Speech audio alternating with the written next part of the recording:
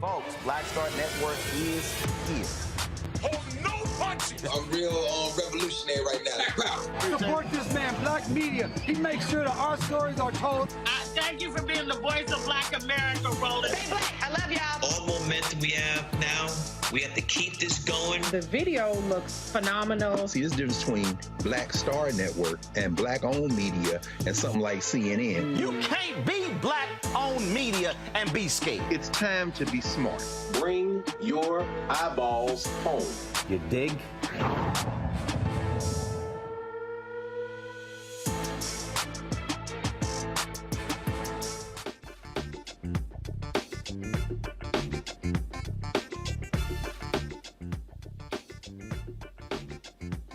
Today is Friday, November 4th, 2022. Roland Martin Unfiltered, streaming live on the Black Star Network, broadcasting from This Is It Cafe here in 3rd Ward, Houston.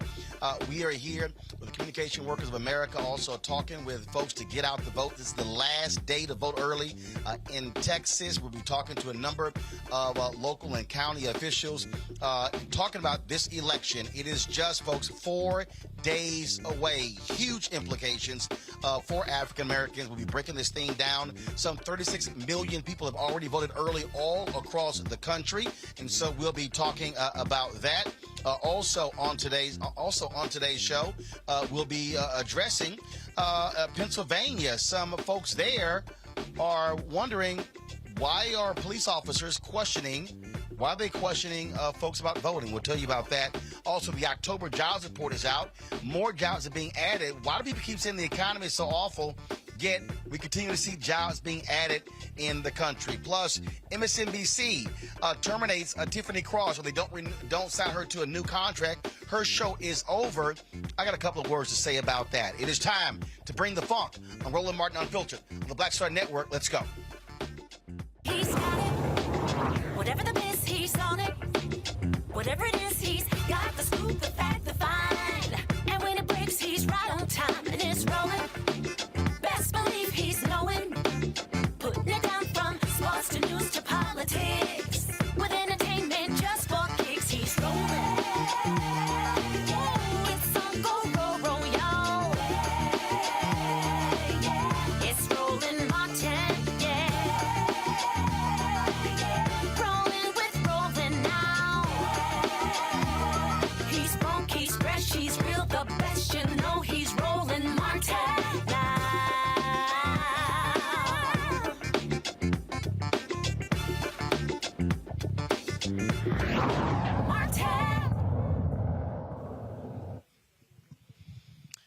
All right, folks, Roland Martin here. We're broadcasting from This Is It Cafe in Houston, Texas. Today's the last day of early voting in the state of Texas, and so we'll be chatting with a number of folks who'll be coming through here, elected officials and others, about the importance of this election, of course, which is 4 days away. One of the big issues that are being discussed, of course, is the economy, inflation. Also, the economic report, new report comes out, 261,000 jobs added last month in the United States. Unemployment rate is at 3.7%. But what do the numbers show for African Americans? Joining us right now is Dr. Patrick Mason, professor of economics at the University of Massachusetts at Amherst. He joins us now. Glad to have you here. So, Doc, when we look at these numbers here, folks talk about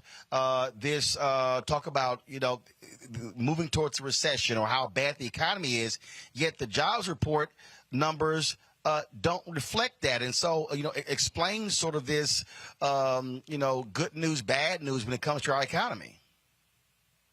Well, the good news is that, a large number of jobs were created, but we could probably use even a higher number of jobs when it comes to African Americans and getting our unemployment numbers down. So some people have concentrated a lot on inflation, and for them, that's their measure of how the economy is doing. But I always thought that the amount of joblessness is a better measure of how the economy is doing. I mean, if you have a job and prices are high, you can still afford something. If you don't have a job and prices are low, you can't afford anything. That's actually absolutely a good point. Now, what do the numbers show when it comes to black men and black women? Were they participating or dropping out of the labor force in the last month? Yeah, the unemployment rate for black men went down, but it went down for the wrong reason. You only count it as unemployed if two things are true. Number one, you do not have a job and you're willing and able to work is the second thing. So if you don't have a job, but let's say you were looking for a job for the last, for 6 months, and then 30 days ago you stopped looking, you're no longer counted as unemployed. You're counted as not in the labor force. So the black male unemployment rate went down because a large number of black men moved out of the labor force. If you go out of the labor force, then the unemployment numbers will go down. For black women, there was some increase in unemployment because more moved into the labor force. There were more women looking for employment, but they weren't able to find jobs. I think a better number to look at if you really want to gauge joblessness is the employment to population ratio. That's the total number of people who have a job, who are working either full-time or part-time, divided by, the population that's available for work. It's basically a measure of the probability of having a job. And that number for black men tipped down slightly. For black women, it remained constant. So that means that even though jobs were created, it wasn't enough jobs to deal with the problem of joblessness among African Americans. Now, again, all the conversation and people are talking about this issue of inflation. And one of the things that I frankly think that the White House is not doing enough is laying out that the significant part of this is because of corporate greed. They are constantly raising the prices, even though their costs are being covered, and they're reporting record profits. That's why we're at this point. A big reason why we're having inflation. They just continue to raise prices, and they're just making money hand over fist, and there's nothing any politician can do about that. Well, there's something that could be done. I mean, you could tax away some of those excess profits, but I guess what can be done and what will be done maybe are two different things. But in terms of dealing with inflation, that's that's one of the reasons for the inflation that I don't think we focused on enough. So you hear narratives about, the assistance that people received during, the height of the COVID pandemic. Well, it was too much money in the economy. it wasn't too much for money for people who weren't able to work. So that narrative has received a lot more attention than looking at corporate greed, looking at specific sectors where prices have been rising quite rapidly. And I think we need to take a better account of that, because I don't know if the Fed's strategy for dealing with inflation is to raise interest rates and eventually induce a recession. That may not necessarily impact companies who are being greedy and just raising their prices because they can. Doc, can you explain that? I mean, Larry Summers has talked about that. Explain how inducing a recession actually helps the economy. I mean, at one point, he even said that we need a higher unemployment rate. Tell that to people who don't have a job. Well, maybe in his neighborhood, a higher unemployment rate wouldn't be a problem. He comes from a very elite neighborhood. The idea is that when you raise interest rates, you make the cost of borrowing money more expensive. And because you're making the cost of borrowing money more expensive, you in effect increase the price of everything for which you have to borrow money. So if you raise interest rates, you make housing more expensive, and therefore fewer homes will be sold. People tend to buy automobiles by borrowing money. So if you raise interest rates, you make the price, the cost of purchasing a car more expensive. Refrigerators, furniture, attending college, all of those things, everything that depends on borrowing money becomes more expensive when you raise the interest rate, and people will do less, make fewer purchases.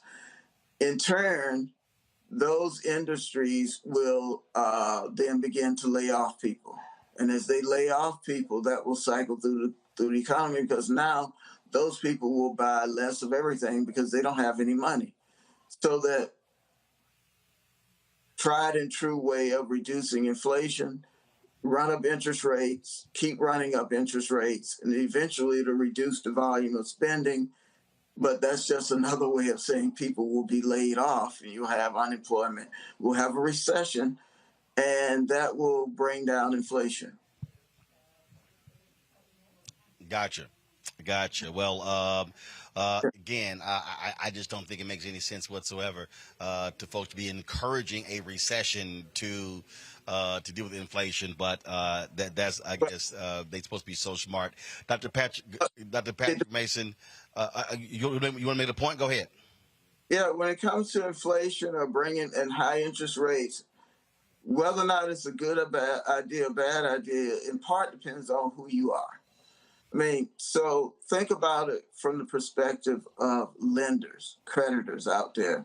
So somebody might have an interest rate a mortgage on the interest rate on their mortgage from before COVID at, let's say, 3% or 4%. Well, right now with inflation running 6, 7, 8%, you have an interest rate that's higher than the rate on the mortgage. Banks don't like that. In effect, they're paying the borrower interest to borrow money, so that they want higher interest rates and lower inflation because it makes them better off. But for people who are net debtors, inflation actually makes them better off. So what's left out of the conversation is usually all the pluses and minuses of a higher interest rate or a higher rate of inflation. It's usually discussed from the perspective of the banking community or from the perspective of people who are quite comfortable and not worried about losing their jobs. All right, then. Dr. Patrick Mason, University of Massachusetts, Amherst. We certainly appreciate it. Thanks a lot. Thank you. All right, thanks a bunch. I'm going to bring my panel line. Michael Imhotep, host of the African History Network show. Matt Manning, civil rights attorney. Also, Nola Haynes, PhD, Georgetown University School of Foreign Service. Glad to have all three of you here. Michael, again, economics, the economy is the fundamental issue that's at the top of all polls when you look at what voters actually care about. And for the life of me, I don't understand why Democrats have not been going a lot harder at corporations for jacking up the profits. You know, look, I'm here in Houston. In the last quarter, oil companies made a $100 billion profit. In the last 3 months as a result of jacked up oil prices. When you look at food, when you look at a number of different companies, I mean, these CEOs are on these earnings calls talking about how they're making far more money and how they're buying their stock back and rewarding their shareholders and screwing the customers. And so again, Democrats are getting the hit for this, but they're not explaining to people why inflation is so high.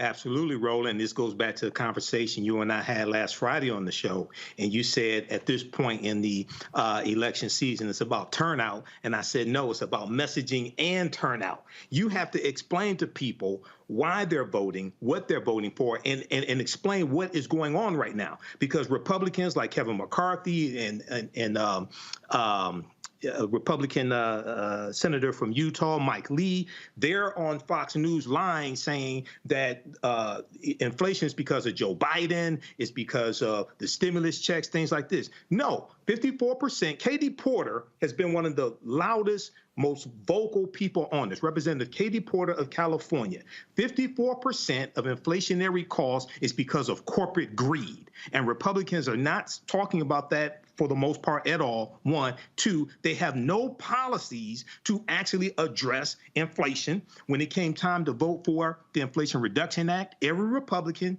in the House and the Senate voted against the bill, voted against helping people save money on prescription drugs, on energy costs, things like this. And I want people to really go way back in time to 2017 and 2018. I know it seems like 100 years ago. This was the last time Republicans controlled the House and the Senate, the first 2 years of the Trump administration. There were 3 government shutdowns in 2 years with these idiots running the government because Republicans are not good for the economy. Lastly, Roland, I'll leave it with this. I talk about this document. I want people to read this. This is the Biden-Harris administration advances equity and opportunity for Black Americans and communities across the country. It was updated in June of 2019, June 2022, it was updated. This walks you through step by step, policy by policy, how the policies of the Biden-Harris administration have been beneficial for the African-American community and help the economy as well. Okay, and so this is the most crucial midterm election probably in the last 100 years. Got it. Let me go to Matt here. Matt, again, when you talk about this jobs report, when you talk about how well that is going, and also when you talk about really the type of spending that has happened over the past couple of years that's actually made folks' lives better. Again, if you're going to sit here and do well, you kind of got to tell people what you've actually done. And I think what President Biden has done, unfortunately, done the exact same thing President Obama did, just assume people are going to actually know what they did. No, you must toot your own horn, use that bully pulpit to explain to people how you made their lives better, how you've also been very pro-union, and also people are taking advantage of that, how you are going after trying to increase wages as well. You kind of got to tell your story, or otherwise someone else would define you in their own way. I think you're exactly right, Roland. And in addition to telling your own story, to borrow Michael's term, it's about messaging, and not only your positive messaging about what you've done, but also counteracting the disinformation. As we know right now, the Republicans are beating the drum of crime and inflation, crime and inflation, crime and inflation. And I think it's important for Democrats and for the Biden-Harris administration, to Michael's point, to walk people through all of the wins and all the ways that they've made people's lives better, and all of the disinformation that they're confronting, because that's the problem. Conversations right now are being co-opted. They're being co-opted by the loudest voices, which happen to be Republican voices trying to scare people. A lot of what they're saying, if not all of it, is dishonest and is untrue.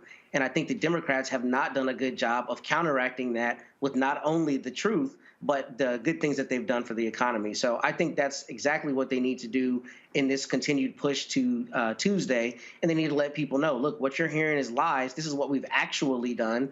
And that's it. I mean, it's that simple. Nola? So I agree with the bulk of what everyone's saying, and first I have to say that these are, my views and opinions, and I'm not speaking on behalf of the United States government, particularly the State Department. With that said, I do believe that when we talk about it being a messaging problem, part of the messaging problem is people are going to the store and they're seeing, that their basic needs are in fact higher. So it's easy for the moral-less party to say it's the Biden-Harris administration's fault, and people are not really wanting to hear the reasons why that is a lie. And so, because the Biden-Harris administration and largely a lot of Democrat administrations are policy heavy, and it's about the policy, to refute the lies, to refute the bombast. At the end of the day, people don't want to hear the policy. It's easier for someone to wrap their head around, well, you know what? The chicken was, $3.97 a pound, a few months ago, and now it's literally like $9.97 a pound, and it must be the government's fault. And so the last thing I'll say about that, Roland, to your point about these large companies, I think a lot of our antitrust laws need to be revisited, because I completely agree with you. If there's an opportunity to increase to increase your bottom line, you're going to do it at anyone's expense. No one gets to be a billionaire many times over by being a nice person. So I think that a lot of this goes to the way in which our country, for economic reasons, will favor the big corporations who, provide 70% of, the revenue into the larger economy. So that's the problem. The 30-70 split, that's the problem. It's been the problem, and that's where the fix needs to lie. All right, hold tight 1 second, folks. Got to go to break. When we come back, we're going to talk with some folks here in Houston. Last day of early voting here. Critical elections taking place on Tuesday. And so we'll talk with county and state leaders here in Houston. You're watching Roland Martin Unfiltered on the Black Star Network. Download the Black Star Network app, available on all platforms: Apple phone, Apple TV, Android TV, Roku, Amazon Fire TV, Xbox One, Samsung Smart TV. You can also, of course, support our Bring the Funk fan club. Checking money orders, go to P.O. Box 57196, Washington, D.C. 20037-0196. Cash App, $RM Unfiltered. PayPal is R Martin Unfiltered. Venmo is RM Unfiltered. Zelle, Roland at RolandSMartin.com. Roland at RolandMartinUnfiltered.com. We'll be right back.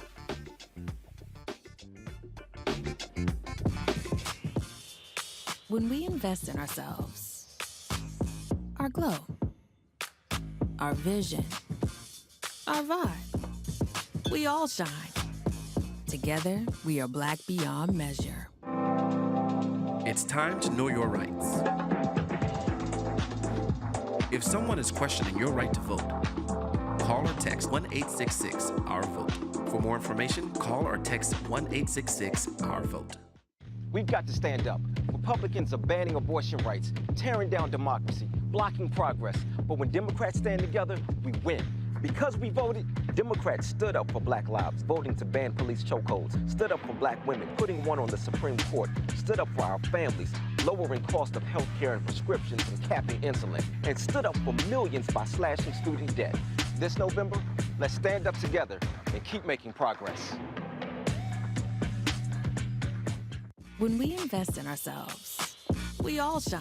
Together, we are Black beyond measure. Of Adendorf Laboratories. In America, our freedom of speech and the right to peacefully protest is a wonderful thing, but faith without works is dead. Will you take souls to the polls? If you don't vote, all of your activities were done in vain. I am an ordained minister, a presiding elder in the AME Zion Church, a wife, a mother. I am spending my time and my resources to encourage you to vote. Paid for by Adendorf Laboratories. Hi, y'all doing? It's your favorite funny girl, Amanda Seals. Hi, I'm Anthony Brown from Anthony Brown and Group Therapy. What up, Lana Well, and you are watching Roland Martin Unfiltered.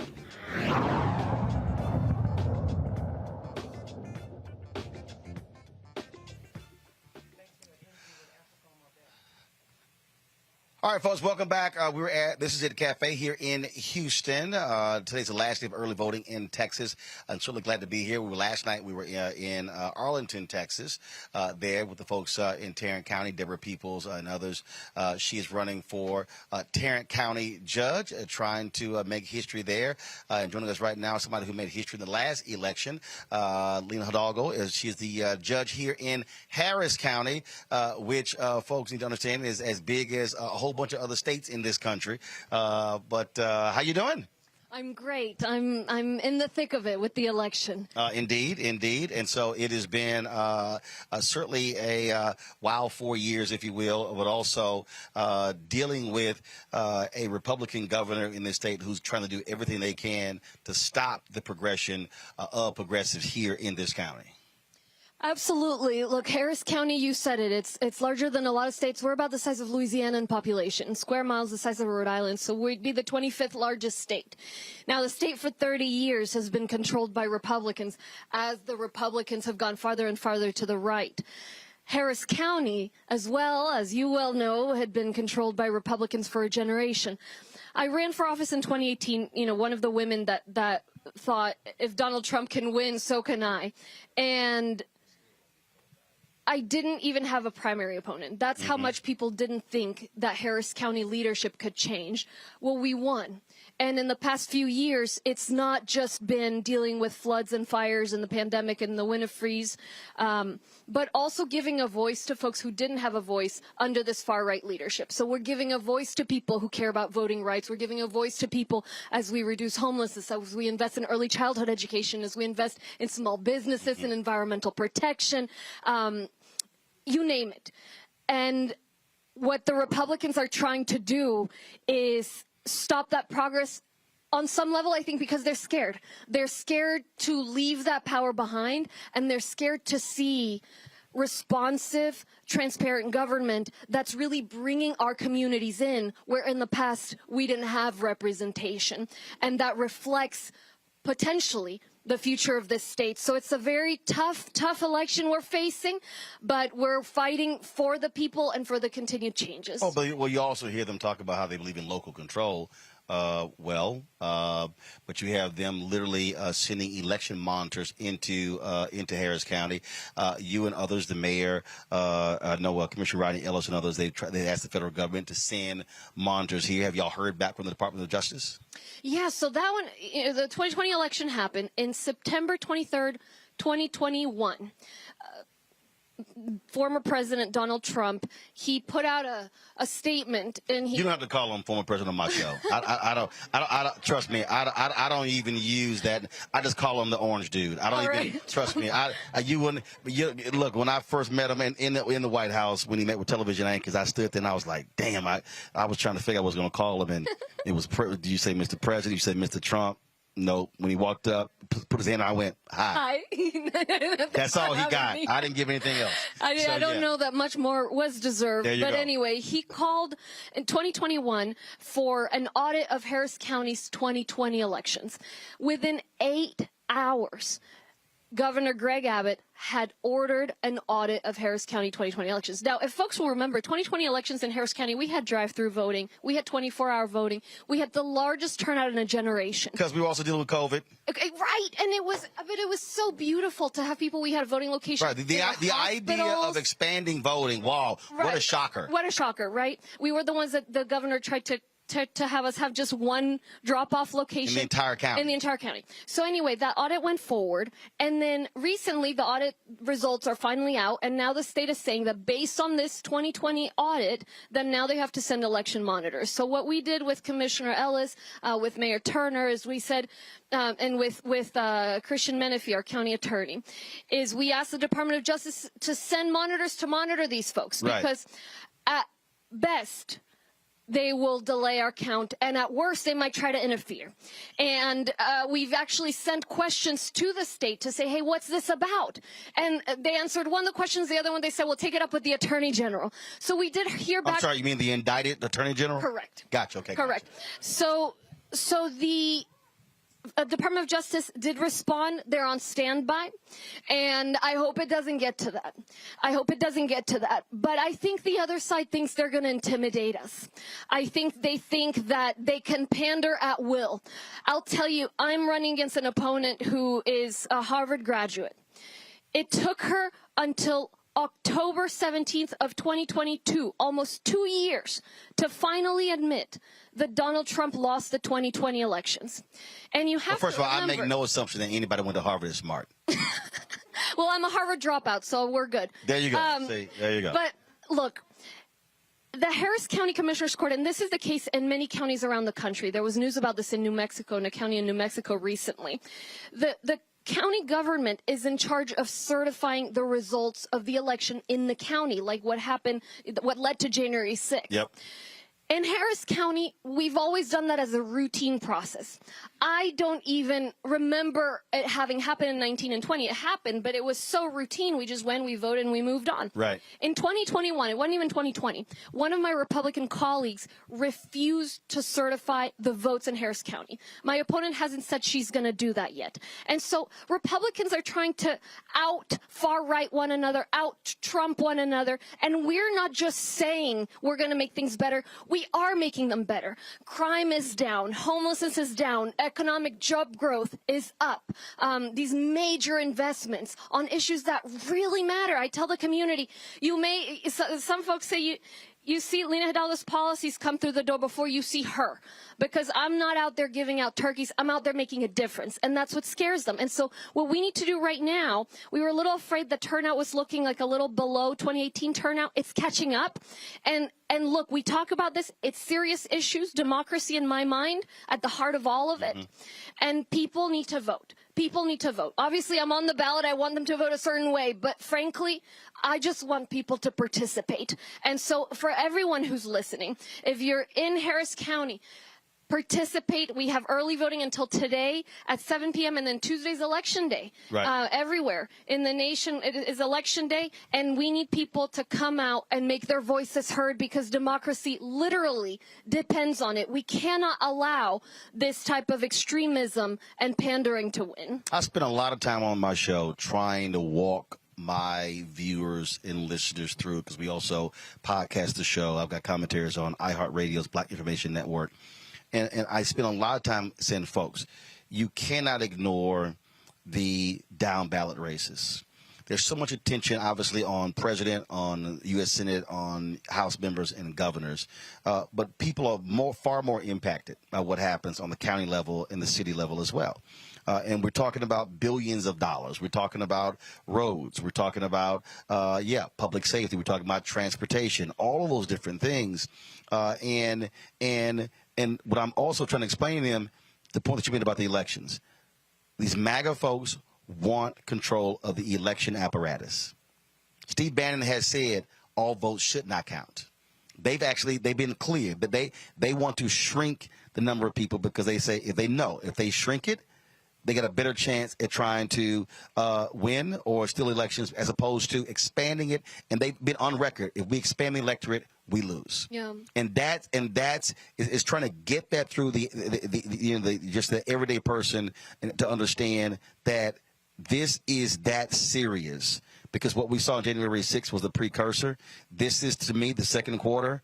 2024 for them is the fourth quarter. That's right. And I think part of it is one silver lining of the pandemic is that we recognize the importance of local government. Is who was in charge of your public health response? Was it someone that was comfortable pandering to the anti-vaccine conspiracy theories? And mask haters. And the mask haters? Or was it someone that understood we need to do what's best for everyone? Who was in charge of the elections apparatus, to your point? Criminal justice. I mean, look, crime has gone up all around the nation based on COVID.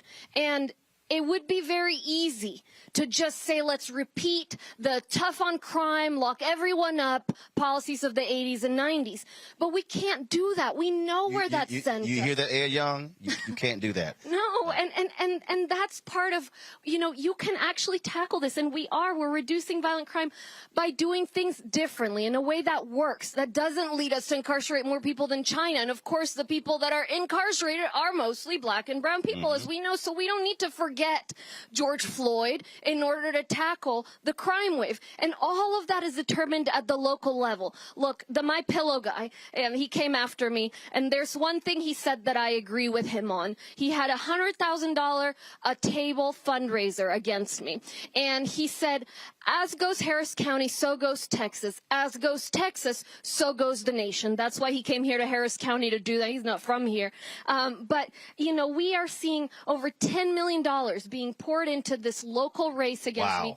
And I want folks to know something else. Your local elected officials, figure out the way the financial contributions work. In Harris County and in most counties and cities around the nation, the local elected officials are allowed to take contributions from people who do business with the county or with the city.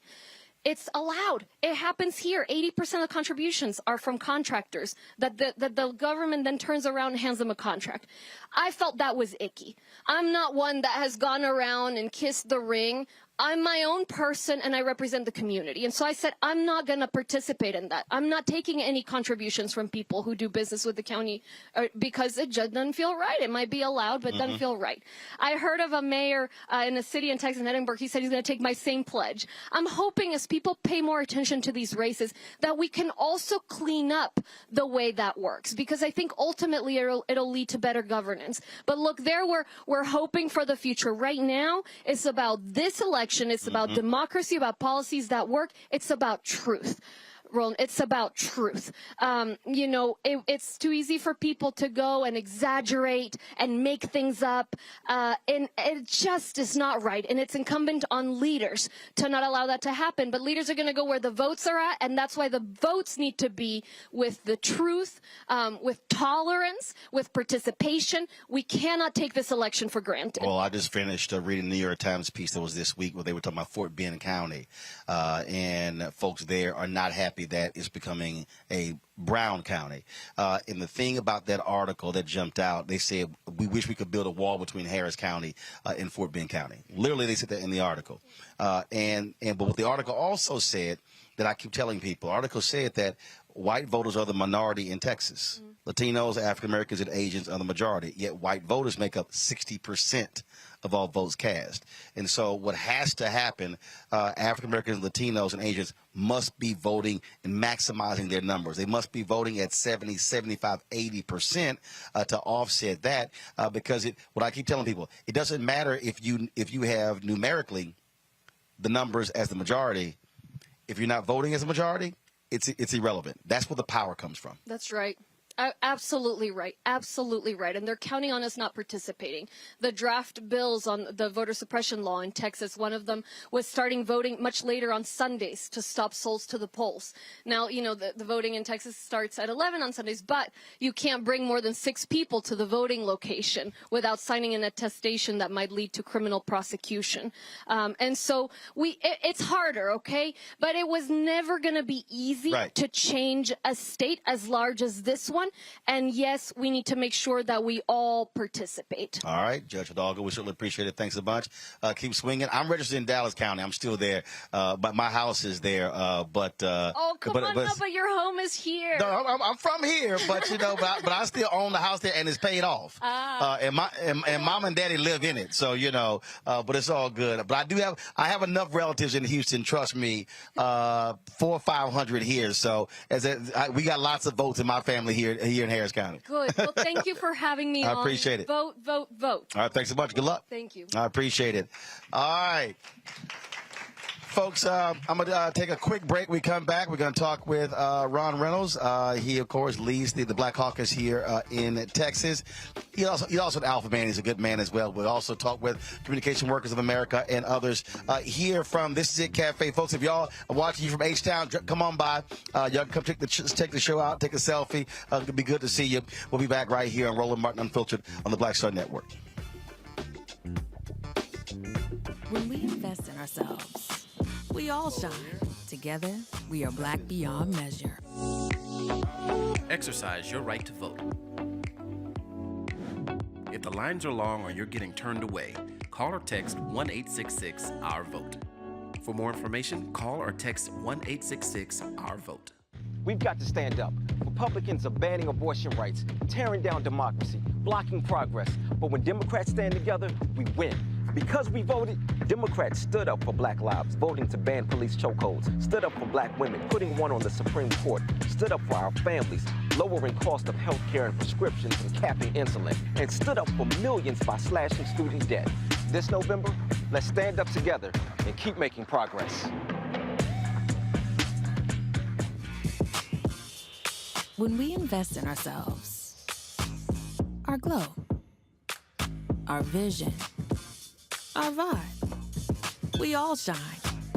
Together, we are black beyond measure. I am Letitia Hill Gadet, owner of Ottendorf Laboratories. In America, our freedom of speech and the right to peacefully protest is a wonderful thing, but faith without works is dead. Will you take souls to the polls? If you don't vote, all of your activities were done in vain. I am an ordained minister, a presiding elder in the AME Zion Church, a wife, a mother. I am spending my time and my resources to encourage you to vote.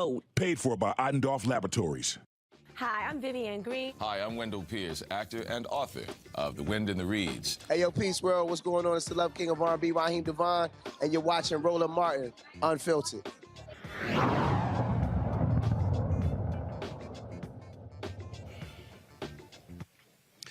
All right, folks, Roland Martin here, back at This Is It Cafe here in Houston, Texas. Glad to be here. Black women are playing a crucial role in this election, turning out in significant numbers. Joining us right now is Holli Holiday. She's the president of Sisters Lead, Sisters Vote, here to talk about the power of black women voting. Holli, glad to have you here. You all have been out there all around the country. What are you seeing? What are you hearing? Are you seeing black women focused and motivated to turn out in this year's election? Absolutely. Not only are black women focused and motivated to turn out in the election, they are getting other people to turn out in this election. In many places, especially across the South, we're seeing record levels of turnout. We're getting reports that black men and women are turning out above their vote percentage, which is excellent. And we want to see more of it. We're not done yet. I like to say I'm looking at the early vote totals and not the polls, because that's really where we're seeing a big push. Now, there are some places where we need to do a little bit better, so we need to encourage folks to be getting out to vote and doing all the things. But certainly right now, we're encouraged. In terms of, obviously, you've got some critical races. You've got Congresswoman Val Demings, who's running in Florida. You've got Sherry Beasley in North Carolina. And again, so the opportunity to put an African-American woman in the United States Senate is certainly one of your priorities. Absolutely one of our priorities, but not just in the Senate. Listen, you may not know this, Roland, but we actually have black women running in 44 states across the country. We are seeing black women on the ballot at every level of government, from U.S. Senate to precinct leader. And so the opportunity to better our representation and to get more voices speaking on our values and our issues is almost unlimited. So we have an opportunity to not just be quality voters, which we are, but to be leaders in our community. And obviously, early voting is ending in many places, and so it's going to be a big push on Tuesday. What are y'all doing? Are y'all phone banking? What kind of things are happening between now and Election Day? Yep. Well, we know, for instance, in Georgia, early vote ended today, but in lots of places, we still have early vote opportunities over the weekend. So we are phone banking. We are strolling to the poll. We're taking souls to the polls. We are marching to the polls. In a few places, we're going to be at your homecoming activities. We are canvassing. A couple of mail pieces will be dropping this weekend. We are phone banking. We are text banking. We are shouting from the streets. We are standing on street corners. We've bought billboards. We've got digital ads. We've got all the things going because we want to make sure in one of the most consequential elections of our lifetime that no stone is left unturned. All right, then. Holli Holiday, president of Sisters Lead, Sisters Vote. We surely appreciate you joining us. Absolutely. Thank you. All right, thank you very much. Folks joining us right now, he's Representative Ron Reynolds. He leads the Texas Legislative Black Caucus. Ron, how you doing? Hey, Fred, it's good to be back on your show. The last time I was on your show, we had fled from here in Houston to go to D.C. as refugees for the quorum break. So it's good to be back here with you on the set, Fred. Of course, dealing with a wild bunch there in Austin. You heard me just talk with County Judge Hidalgo, and the reality is they are still angry that they've been losing. They changed the law in this state, getting rid of straight ticket voting under this guise of, oh, no, we want everyone to think about every single one of those races, knowing full well for the longest they benefited from straight ticket voting. But when they started losing in Harris County and Dallas County, that's when those things begin to change. In fact, Fred, it was the 19 black women that won right here in Harris County. Yeah, that Black Girl Magic. I came here. They said, hell no. With them. And guess what? The lieutenant governor's son, Ryan Patrick, was one of the judges that got swept out in Harris County. And he said, oh, no, we're not going to have no more of that. So they instituted the end of straight ticket voting. And that's so one of the things that, again, as I walk our audience through to understand the depths at which they are going in order to try to control these elections. It is not just Washington, D.C. It's not just on the state level. It is absolutely all the way down to the local level. That's what the strategy is. Absolutely. And you referenced some. I have to piggyback on it with Judge Hidalgo. You referenced the article from the New York Times about the change in tide or demographics in Fort Bend. Mm-hmm. I'm the first African-American elected state representative since Reconstruction in Fort Bend County. Fort Bend County was one of the counties that had whites-only primaries until the 1950s. Roland, they had whites-only primaries. There are many in this state government, in this state under the MAGA movement that want to take us back. They want to take us back to those Jim Crow days, not with bubbles in the bar of soap, not with poll taxes and literacy tests, but voter suppression, keeping black and brown folks from voting. Senate Bill 1 has done more damage since the Voting Rights Act was passed to limit people of color from voting. And it is doing exactly what they did. They wanted to suppress black and brown folks. Black and brown people make up the majority of this state. There are more black Texans than any other place in the country, more black folks in this state. And so they're afraid of those changing demographics. All of these black and brown and Asian folks voting Democrat, hell no. We want to go back to those dark days of Jim Crow, voter suppression 2.0. One of the things that I keep saying has to happen, and I just finally said, enough is enough, and I've said it on my show, and this is going to be so Democrats get prepared for the next 2 years. I have been telling my audience I don't want them sending any money, and I know your elected officials may not want to hear this. I said I don't want them sending any money to candidates or to parties. It should be going to third-party groups like Black Voters Matter that put the money on the ground to turn our people out. Because part of the problem here, because we had to be at the polling from Terrence Woodbury earlier this week from Hit Strategies, that a number of black surge voters from 2020 said once the election was over, they never heard from anybody.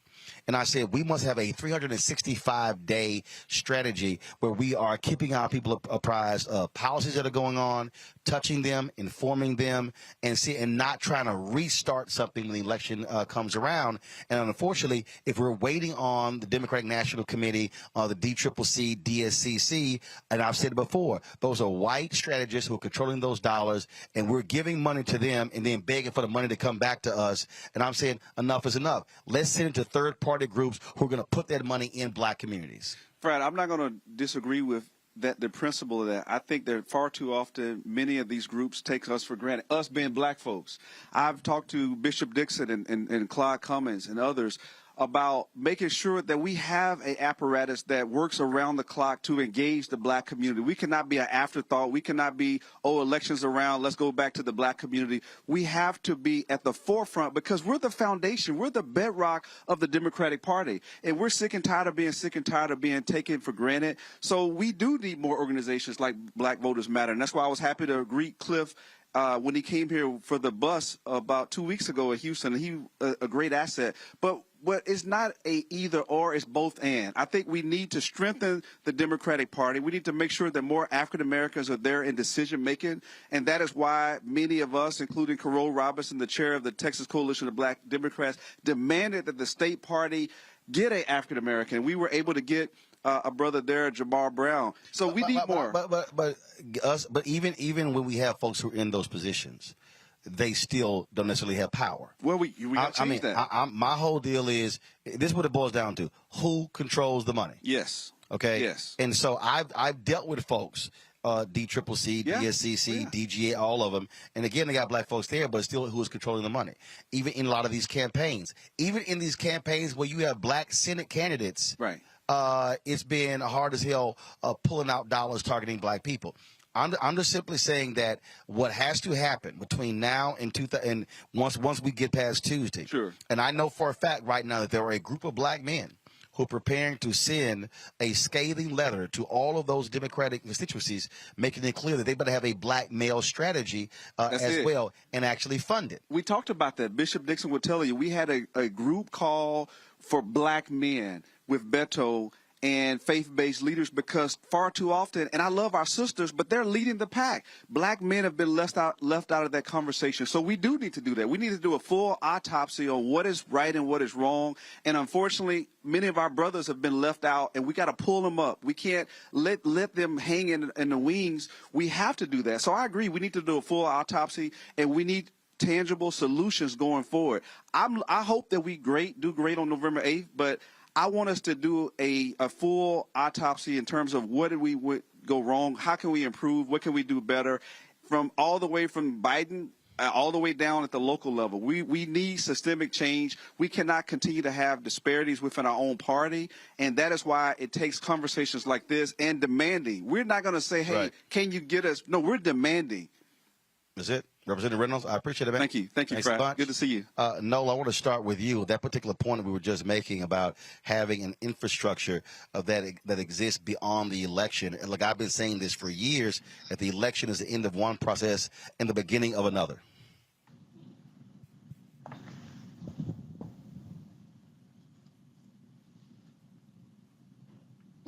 Nola, you're on mute.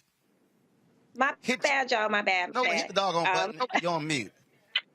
Lord have mercy. Go ahead. My bad, New Orleans folks need to learn how to use.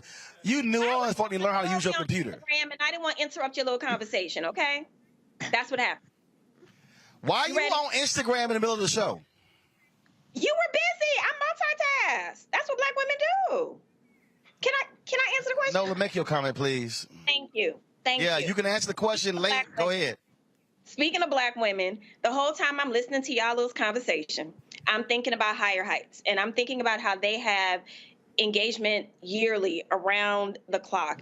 We are always thinking about, women to advance, to run for office. It is always engagement, from Sunday brunches to always talking about, going out there and talking about the organization and also lifting up the voices of women who are running around the country. And so I completely agree. I love the infrastructure. I love the engagement. It doesn't feel like you're just knocking on my door because you need something. It actually feels like I'm a part of something, and it feels like something that, actually has weight to it. It's not just this thing where, that family member calls you up because they see you on television. And that's how we've been, traditionally have been treated in politics, because for the larger part, you can count on our vote to vote in a particular direction. But at the end of the day, people need some TLC. You need a little massage, you need a little dinner, don't just show up because you want something. And so I completely agree. I think infrastructure is important. Michael, when we're talking about these elections, again, if you're having to restart the wheel every time there's an election cycle, it makes it more difficult. But if you are consistently engaging people, now they are involved in the process. Absolutely. And, Roland, when I was on Faraji Muhammad's show a couple of weeks ago, the culture here on the Black Star Media Network, I talked about this, and I've said this before here on your show as well. We have to have an African-American political infrastructure that we control and finance, that educates our people politically, educates our people on politics, how politics works, educates them on the law, et cetera, so we can mobilize our people when it comes to election time. But it's something that is continuous. It's not a start and stop. The other thing is that for this 2020 election cycle, these past 2 years, there was a story on MSNBC about this.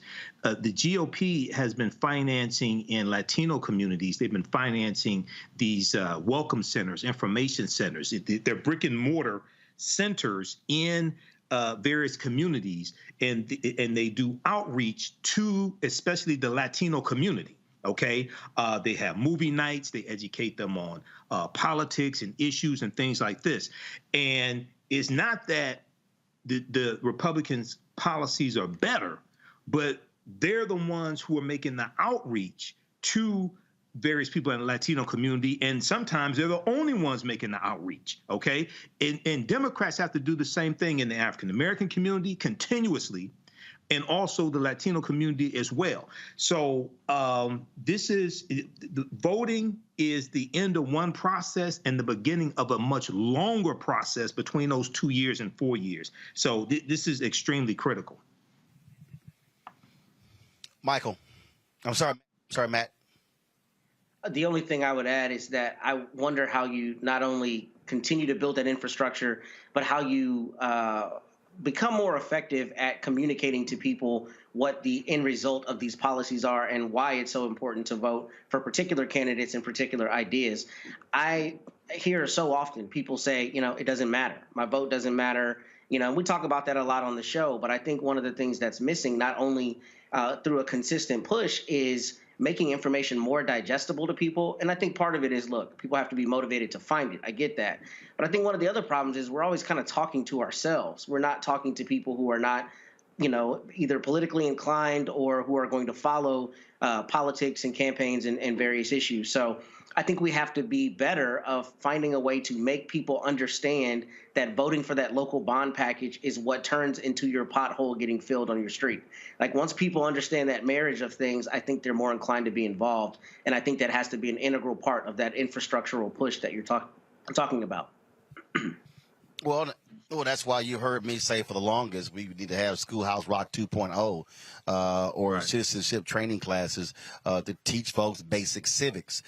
Folks, here, This is It Cafe. Joining me now is Harris County Commissioner, former state senator Rodney Ellis. I know y'all don't recognize him because every time he's on the show, he's wearing his biking outfit with a helmet and everything. So you decided to get dressed up. He was on a Zoom with the vice president. So I guess you couldn't wear your biking outfit. I didn't wear my biking outfit because I was with the vice president. But you notice I don't have my coat on, Roland, because I ride my bike and I eat healthy because as an old black man, I want to get older. Oh, I understand. But like I say, y'all, I ain't seen him dressed up in a long time. I'm dressed up now because, hey, they after the woman carrying the ball. They after my judge. It's a slim margin, 3-2, 3 Democrats, 2 Republicans. So we fighting like hell to hold on. Tell all your listeners, send some money to Lena Hidalgo's campaign. Did you hear that? I'm not even asking for any money to my campaign. Send that money to her campaign. The point you're making there, explain to folk again who, again, so much attention is always on D.C. and then on state capitals, the difference between having a 3-2 Democratic majority on the Harris County Commissioners Court as opposed to what has been the case for a long time in this county. Republicans were running it. It's a 5-person governing board. These are the largest precincts. 4 of us represent precincts. The judge is the chair. She's countywide. Total budget? About $400 million. That each commissioner No, I'm talking about the total budget of the county. Total budget's about $2.5 billion. There you go. If you count everything we control, it's about $5 billion.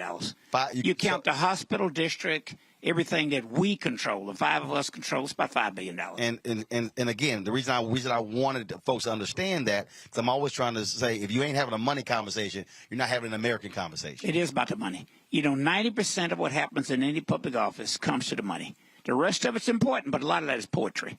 Now, policies are important on how you implement the money. But look, this is a big county. This county, Harris County, only 2 counties larger. That's Cook County, Chicago, and Los Angeles County. So this county is larger than 25 states in America. So think about it this way. More people live in Harris County than all my friends in Louisiana. More people live in Harris County than all our friends in New Mexico. More people in this county than in the entire state of Arkansas. More people in this county than the entire state of Oklahoma. So that's big, and it's massive.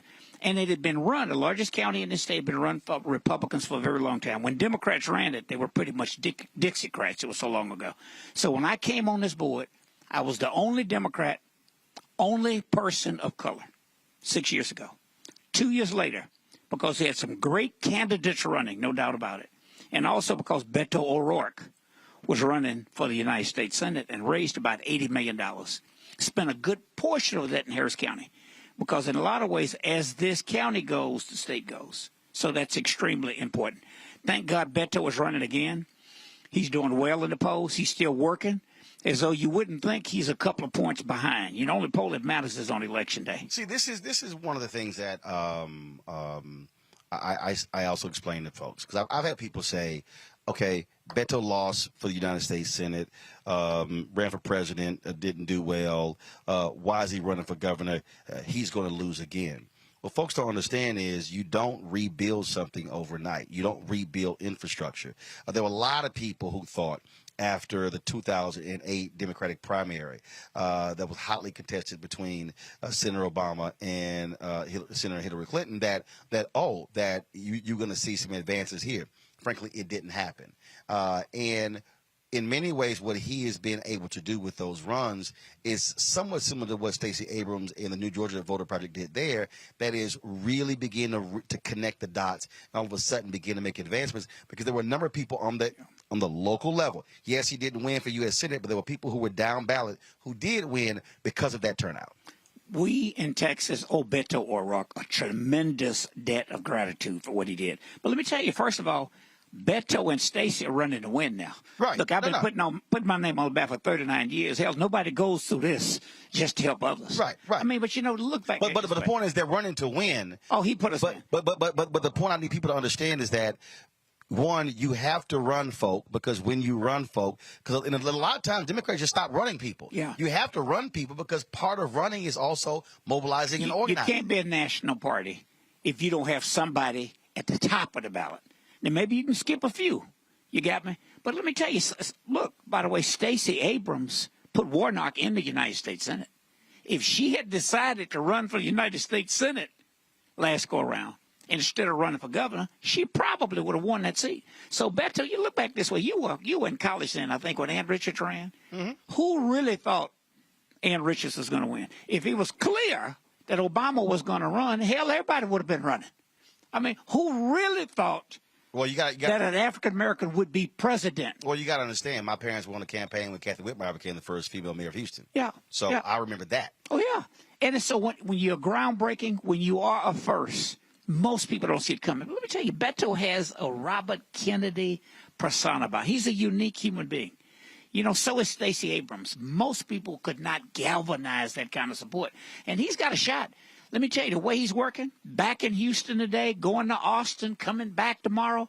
I mean, he's going to work until the very end, as was the case with Ann Richards. So you heard me talk about what needs to happen for African Americans, and I fundamentally believe this, that there has to be, the day the election is over, there's no stopping, because you have to maintain the mobilization in the organization. Because again, the polling data that was revealed in the survey from the Black Census Project is that many of those voters said, "I didn't hear from anybody. The call stopped, the texting stopped, and they weren't aware of a lot of things that actually got passed. But then were informed, were like, oh, we agree with all of that."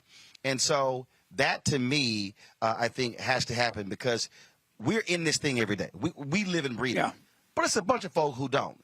And if we're not creating an apparatus that's teaching, that's constantly putting information out, then we're going to have a bunch of people walking around who are saying, y'all Democrats ain't done nothing. You didn't accomplish nothing. You done nothing for black people. I'm wasting my vote.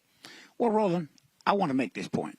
It's important for us as African Americans to start financing some of these campaigns. Yeah. You got me? I've been doing this since being a kid. Since I was in high school, I've been working in campaigns. Had my name on the ballot since 1983. And let me tell you, it's difficult to both govern and keep coming up with the resources. I do a lot, more than most, out of my office to make sure I educate people on what's going on. And I try to use technology. You've done that with your career. You try to use technology as best you can. But look, some of the burden is on us. I got a lot of people right now who are upset because they don't see us as much as they'd like to see us. People tell me, you told me my family are pretty nice people. I'd like to get to know them. You got me? It's tough to go do that. Right. Some of that responsibility is on us. Yeah. And young people can use social media. You know, instead of TikToking about your latest song, won't you TikTok about some of these issues that matter? So don't just put it all on people who are in elective office. We will never have the money. Right. In Lena's race, can you imagine? I put the figure at least $12 million on independent money. Her opponent has raised more money than all but one person running for governor in the last 90 days. Governor of a state with 30 million people. The county has 4.8 million people in it. So we will never have the resources to have on the other side. And with Citizens United, the unprecedented amount of money you can put in. So we do with shoe leather, but we also rely on word of mouth. We rely on the media. In a lot of ways, a lot of folks in the black media don't crusade, my friend, the way you do. Sometimes you buy ad, and they'll kind of, you can hear crickets on some of these issues that matter. I see it all the time. Well, I think part of that is because in King's book, Where Do We Go From Here, Chaos or Community, he actually said there were 4 institutions that are prime position to liberate black people. The Negro Church, the Negro Press, Negro fraternities and sororities, and Negro professional organizations. But specifically about the Negro Press, what he says is, he said the Negro Press needs to maintain its militancy. Yes. He said, as advocates on issues. And one of the things that I am consistently saying to political campaigns is that what often happens is, and trust me, I've gotten those phone calls, they want us to do things for free. You take Sinclair, conservative-leaning Sinclair. Sinclair's going to pocket $340 million in political ads alone this year. Yeah. That's just political ads. And so their budgets for 2023 are already set based on their political ads in 2022. And so when we then, in black-owned media, don't get those ads, don't get those resources, but folks want me. I mean, I've gotten calls. They wanted me to come to Texas, Michigan, Florida, like 5 states. And I go, y'all, it's only 8 days left. You know, and we have been, you know, we telling folks for six months we're here, and I keep saying, and like one group called me, and they were like, well, you know, what is it going to take? I said, I don't tell them by myself. I said, there's staff, we got equipment, we got. It's expensive. You walk through this whole thing. I'm like, I said, a broadcast is a broadcast. We ain't holding the iPhone up. And I had to walk. I mean, these folks through, and they were so like, well, but you can't do it. I'm like, it's such. And then I tell them, I said, I got 10 people in the control room back at the office. I get it. Roland, it's a big issue. But let me tell you, in the tradition of Ida Wells, can you imagine how much money she could have made if she'd sold her soul? Of course. Remember her building. The reason there's no copy of her newspaper today because the building got firebombed. Yeah. But look, it's sort of like sometimes I think about, and you've watched my career over the years. I mean, the progressive issues that I fight for. Do you imagine how much somebody would pay me to go argue the other side? Oh, of course. If I had hair and I just combed my hair up the wrong side of my head and start, I won't call names out, but you know I'm talking about the handkerchiefs. Look. If I put that handkerchief on my head, you imagine you got me. If I chose to be like Larry Elder, I would have $100 million in the bank. Yeah. So my point is, you are in the tradition of Ida Wells. You got me? It's the tradition. You think of how many of our churches. I saw Bishop Dixon walk when I walked in earlier. Sometimes I was in my biking gear against my pastor now. I got to get saved, man, at my age. I show up in there, and he was giving a sermon one day, and he was going on and on. He said, this church would be full if I was running an entertainment ministry. You got me? But he's running a ministry based on issues that matter. Right. Hey, most Sundays, Martin Luther King's church was not full. I mean, hey, now we know in history when he got real aggressive and started using kids because his boycott efforts were losing the middle class. Organized by James Bevel. Yeah. And Bevel had argued with him for years to do it. Finally, when he did it, it made a difference. Right. So look, my point I'm making is we will never have the money. In a lot of ways, the reaction to Biden and Harris winning was because people were fed up of Trump. Well, Trump, all those issues on the ballot again now. Right.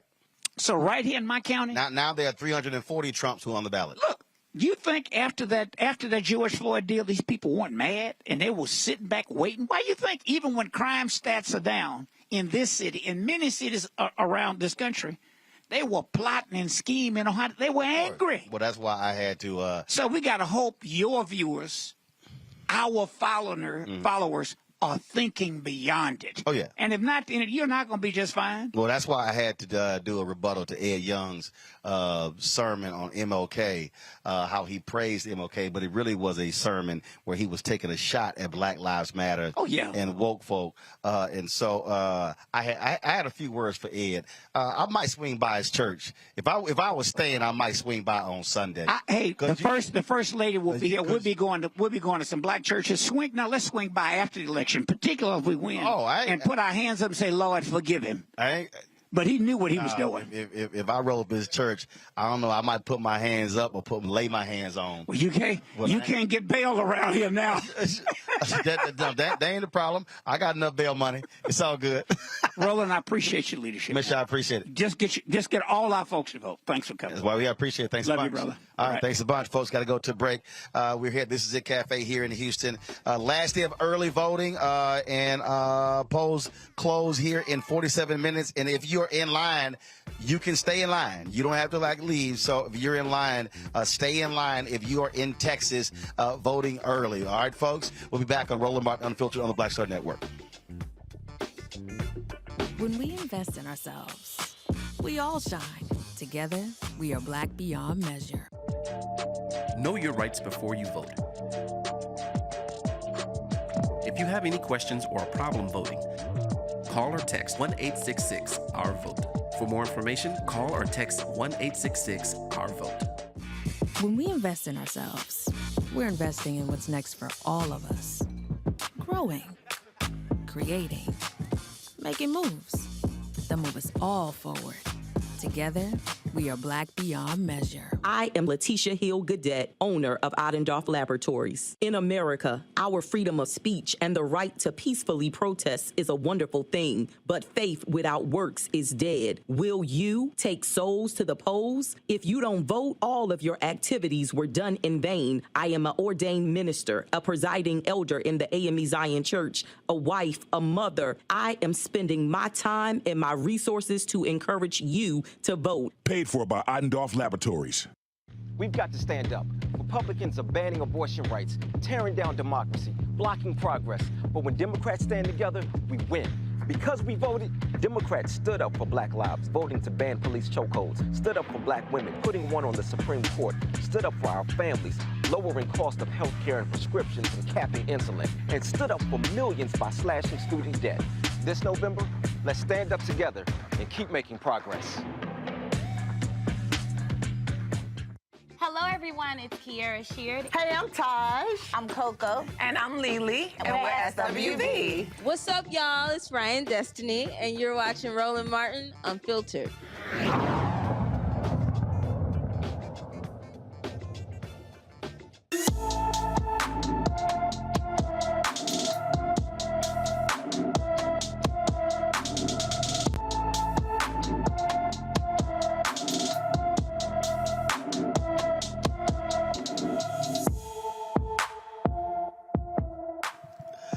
All right, folks, Joel Hudson has been missing from Gary, Indiana since October 18th. The 16-year-old is 5 feet 10 inches tall, weighs 140 pounds with black hair and brown eyes. Anyone with information about Joel Hudson should call the Gary, Indiana Police Department at 219-881-1214, 219-881-1214. All right, folks, we're back here.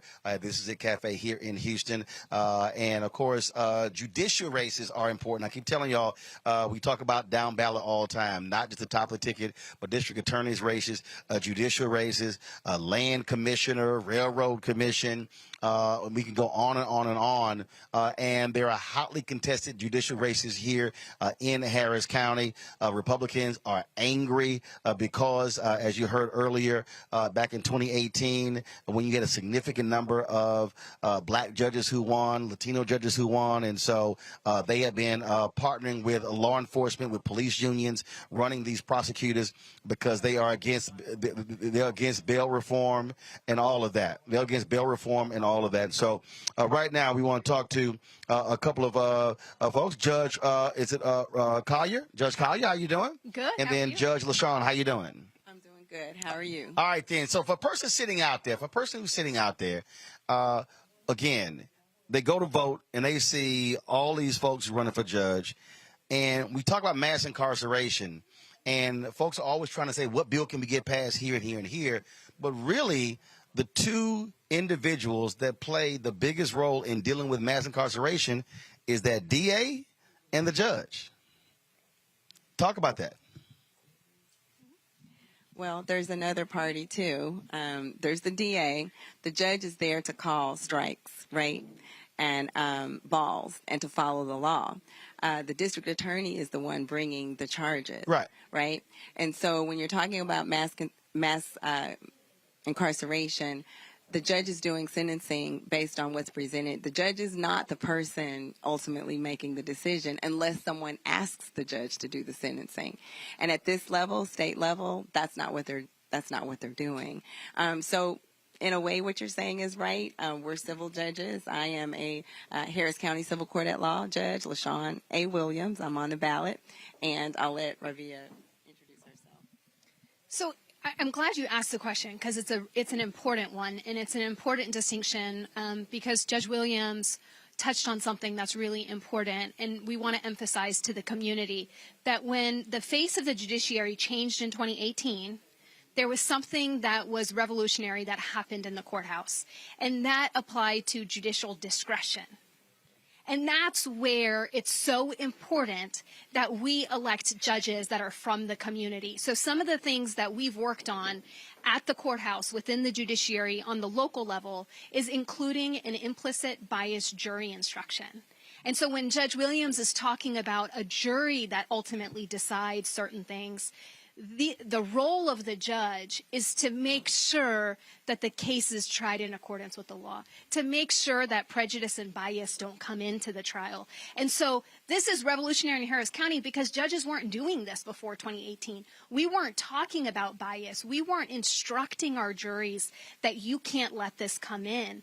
And although we are civil judges, this is something that we've done, and we've made sure that the Harris County Judiciary is taking very seriously. And that's what I mean by that, because, again, the average person, the voter out there, we're talking about the legal system. Yes, it's engraved in stone above the Supreme Court, equal justice under law, but we also know that's a fallacy. Right. And so when you are changing the people who are part of the legal apparatus, who are bringing to bear a different viewpoint, as opposed to, let's just be honest, a white, male, largely conservative viewpoint, then you tend to have different outcomes. Exactly. And one of the things Judge Collier is talking about when she talks about the implicit bias that we vet out during the jury selection part is we actually took the Chauvin instructions from the George Floyd trial.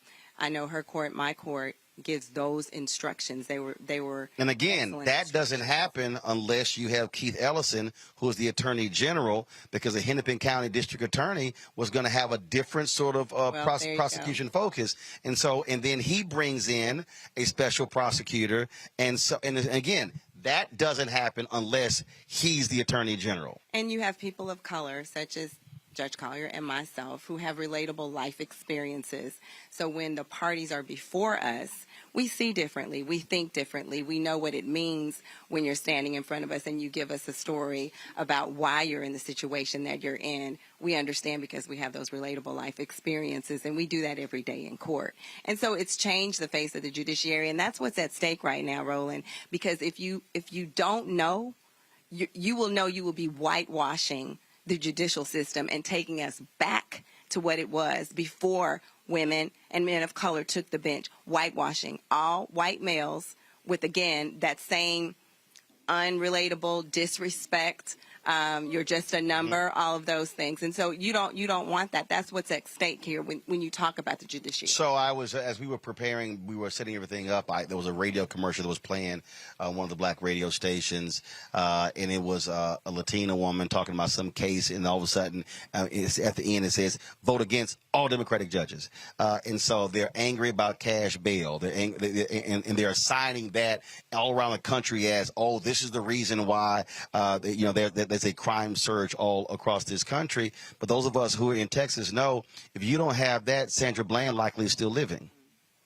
Yeah. That's why she was stuck in jail over the weekend in Prairie View, just 50 minutes from here, because of this bail system. And then this assigning of all these problems tied to that is actually absolutely nonsense, because it's folks not wanting to take into account how this system is stacked against, frankly, poor people.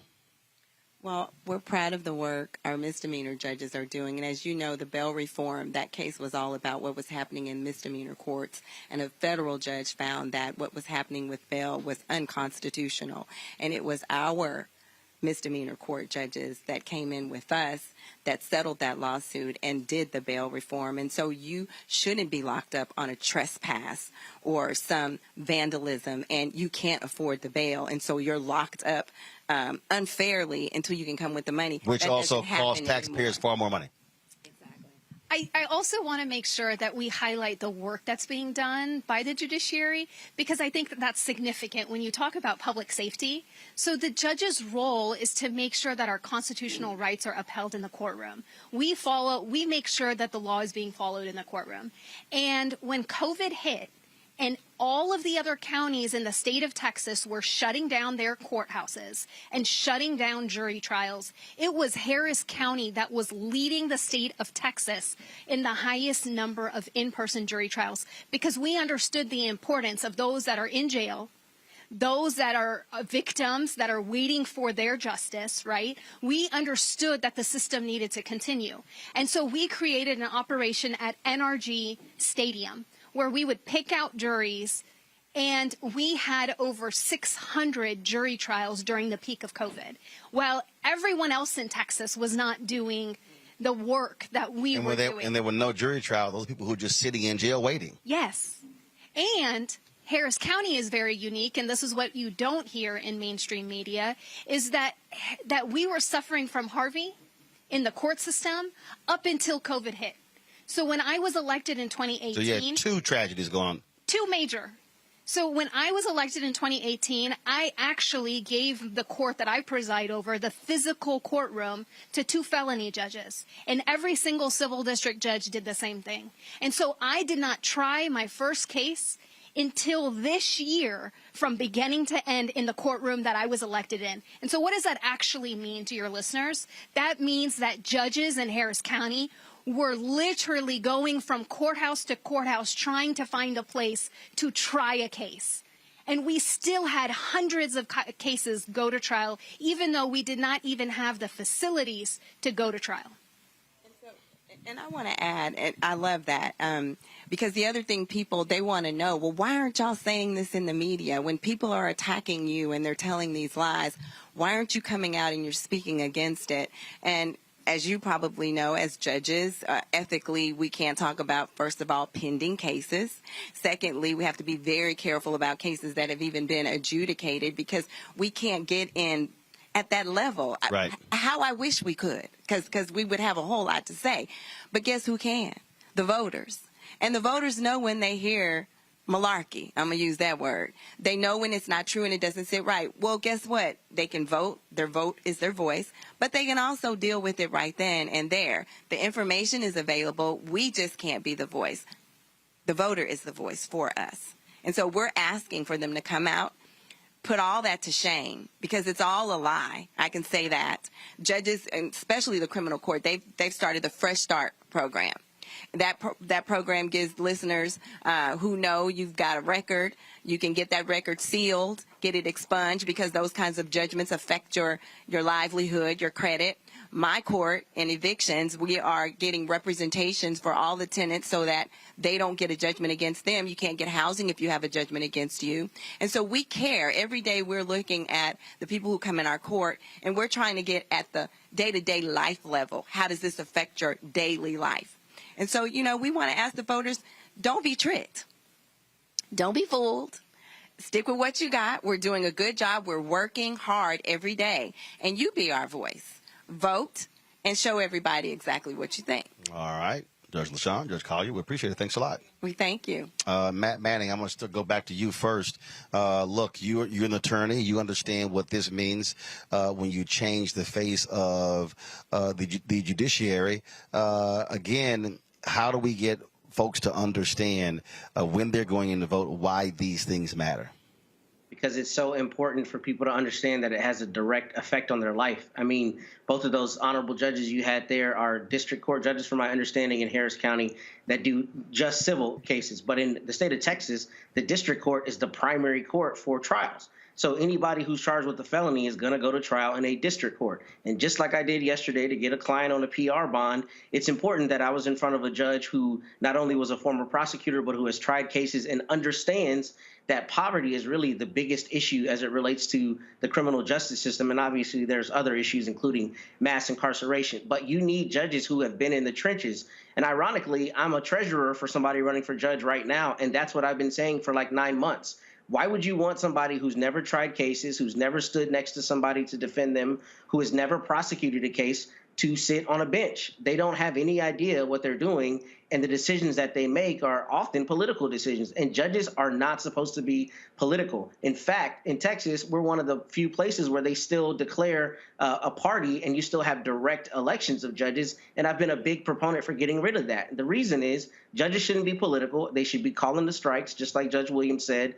And frankly, you need to make sure that whoever you put on the bench is truly qualified to be there. So having judges having judges of color and having judges who have been in the trenches is crucially important, because they are the ones who are really making the decisions as to whether somebody is sentenced for a longer period of time, a shorter period of time, gets a rehabilitative option that they might not otherwise have. And that comes from the voters knowing who they're voting for and what that judge is standing for. So it's crucially important. And the last point I'll say is, the district attorney is really the one who has the most power in the county. So right now around the states, you're seeing a lot of fights between, conservative interests and progressive prosecutors, where they're trying to get progressives out of office. But if you look at the numbers, fewer people are going to prison for long periods of time, and there are more rehabilitative options. And that's ultimately what we need. We're trying to incarcerate our way out of problems that need to be fixed by other issues. And when you have district attorneys who understand that and who have actually represented people and stood next to them and understand the larger socioeconomic issues, you have better outcomes and shorter sentences and fewer people going to prison. That's why it's important to have the right people sitting on the bench. And that point right there, Nola, again, when you heard what those judges laid out in terms of how they have changed the system, that's the kind of stuff. You're not having those deep dives, frankly, in mainstream media. You don't have the same local reporters as you used to in newspapers. And so all of that is important for people to understand. And so when they walk in and they just see these judicial names, they're kind of like, oh, okay, I don't know who these people are. But it's having a direct impact on many of the folks who we know, love in our families, our friends, and our churches every single day. Absolutely. And this is an issue that's actually near and dear to my heart. Anytime when I'm teaching a politics and law class, one of the things that really stand out to the students is the issue around judges, and how, students will always ask, well, if it's supposed to be impartial and the politics are not supposed to be part and parcel of legal decision making, why are they declaring, if they're a liberal judge or a conservative judge? And, that's what one of the judges were speaking to. I think that it's a mistake to politicize the legal system, but here we are. And, if we had a system where precedent, decisis was actually equitable, then there wouldn't have to be judges that are thinking about making decisions that are more policy-based than more precedent-based. And the thing about it is, the truth is, the way that our legal system is set up in our country, and I'm speaking more on the federal level, thinking about Brown v. Board, if we didn't have a Thurgood Marshall arguing the way that he did to contextualize the problem for the judges and for them to kind of rule on the side of policy, we wouldn't be in these spaces having these conversations that we're having today because of precedent. So I think it's very important to have different opinions on the bench. I think it's very important to have people on the bench that absolutely understand that can.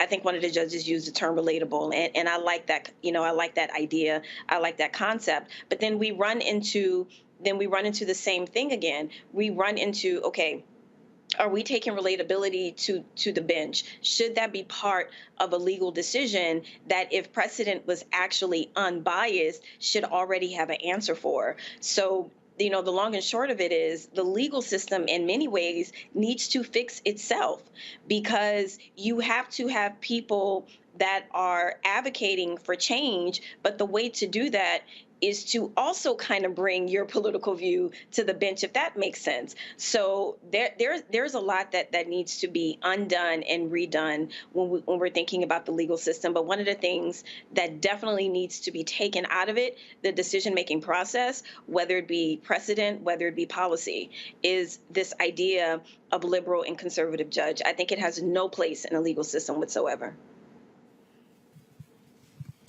Michael. Roland, judges are extremely important. This is why the Heritage Foundation and the Fairless Society presented a list of nominees to the federal bench to Donald Trump. He ended up getting 226 federal judges confirmed, and those are lifetime appointments. When you have judges that you can vote on, that's extremely important as well. At the local level also. And then you have one thing that is really important for our people to understand is that the judicial branch of the government interprets law from the legislative branch of the government. So at the local level, it could be city council. At the state level, it could be coming from the state legislature. And at the federal level, it can be the federal Court of Appeals, U.S. Supreme Court. They interpret law. So everybody talks about reparations. We have a reparations bill here in the city of Detroit that's going through the process. People want reparations. That whatever reparations gets passed is going to be challenged in court. Do you want a fair judge to preside over that court case, or do you want a Trump judge to preside over that court case?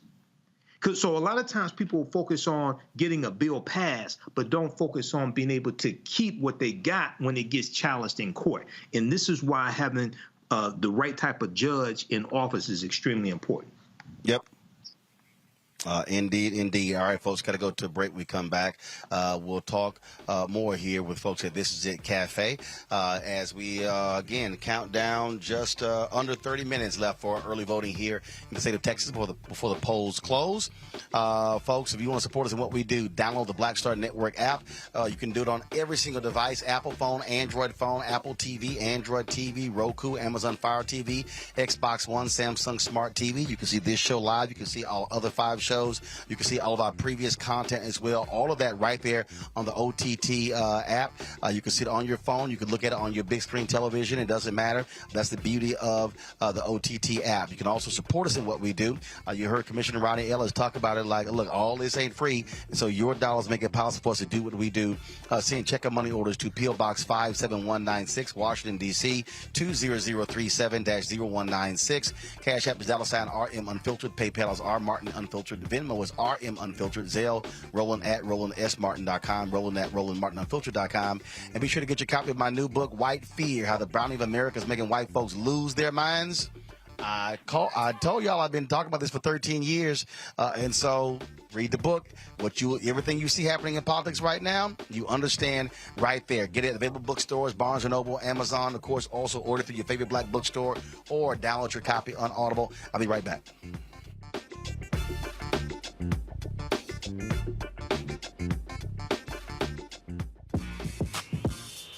When we invest in ourselves, our glow, our vision, our vibe, we all shine.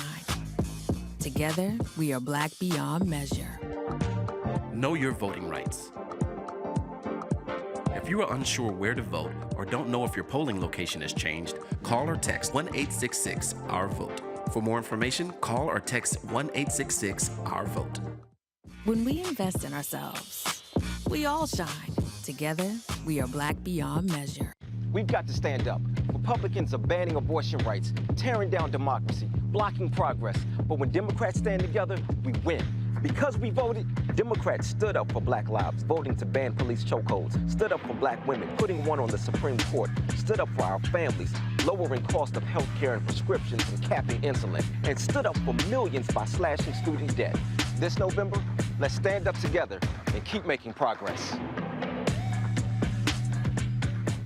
This is Judge Mathis. What's going on, everybody? It's your boy Mac Wiles, and you are watching Roland Martin Unfiltered.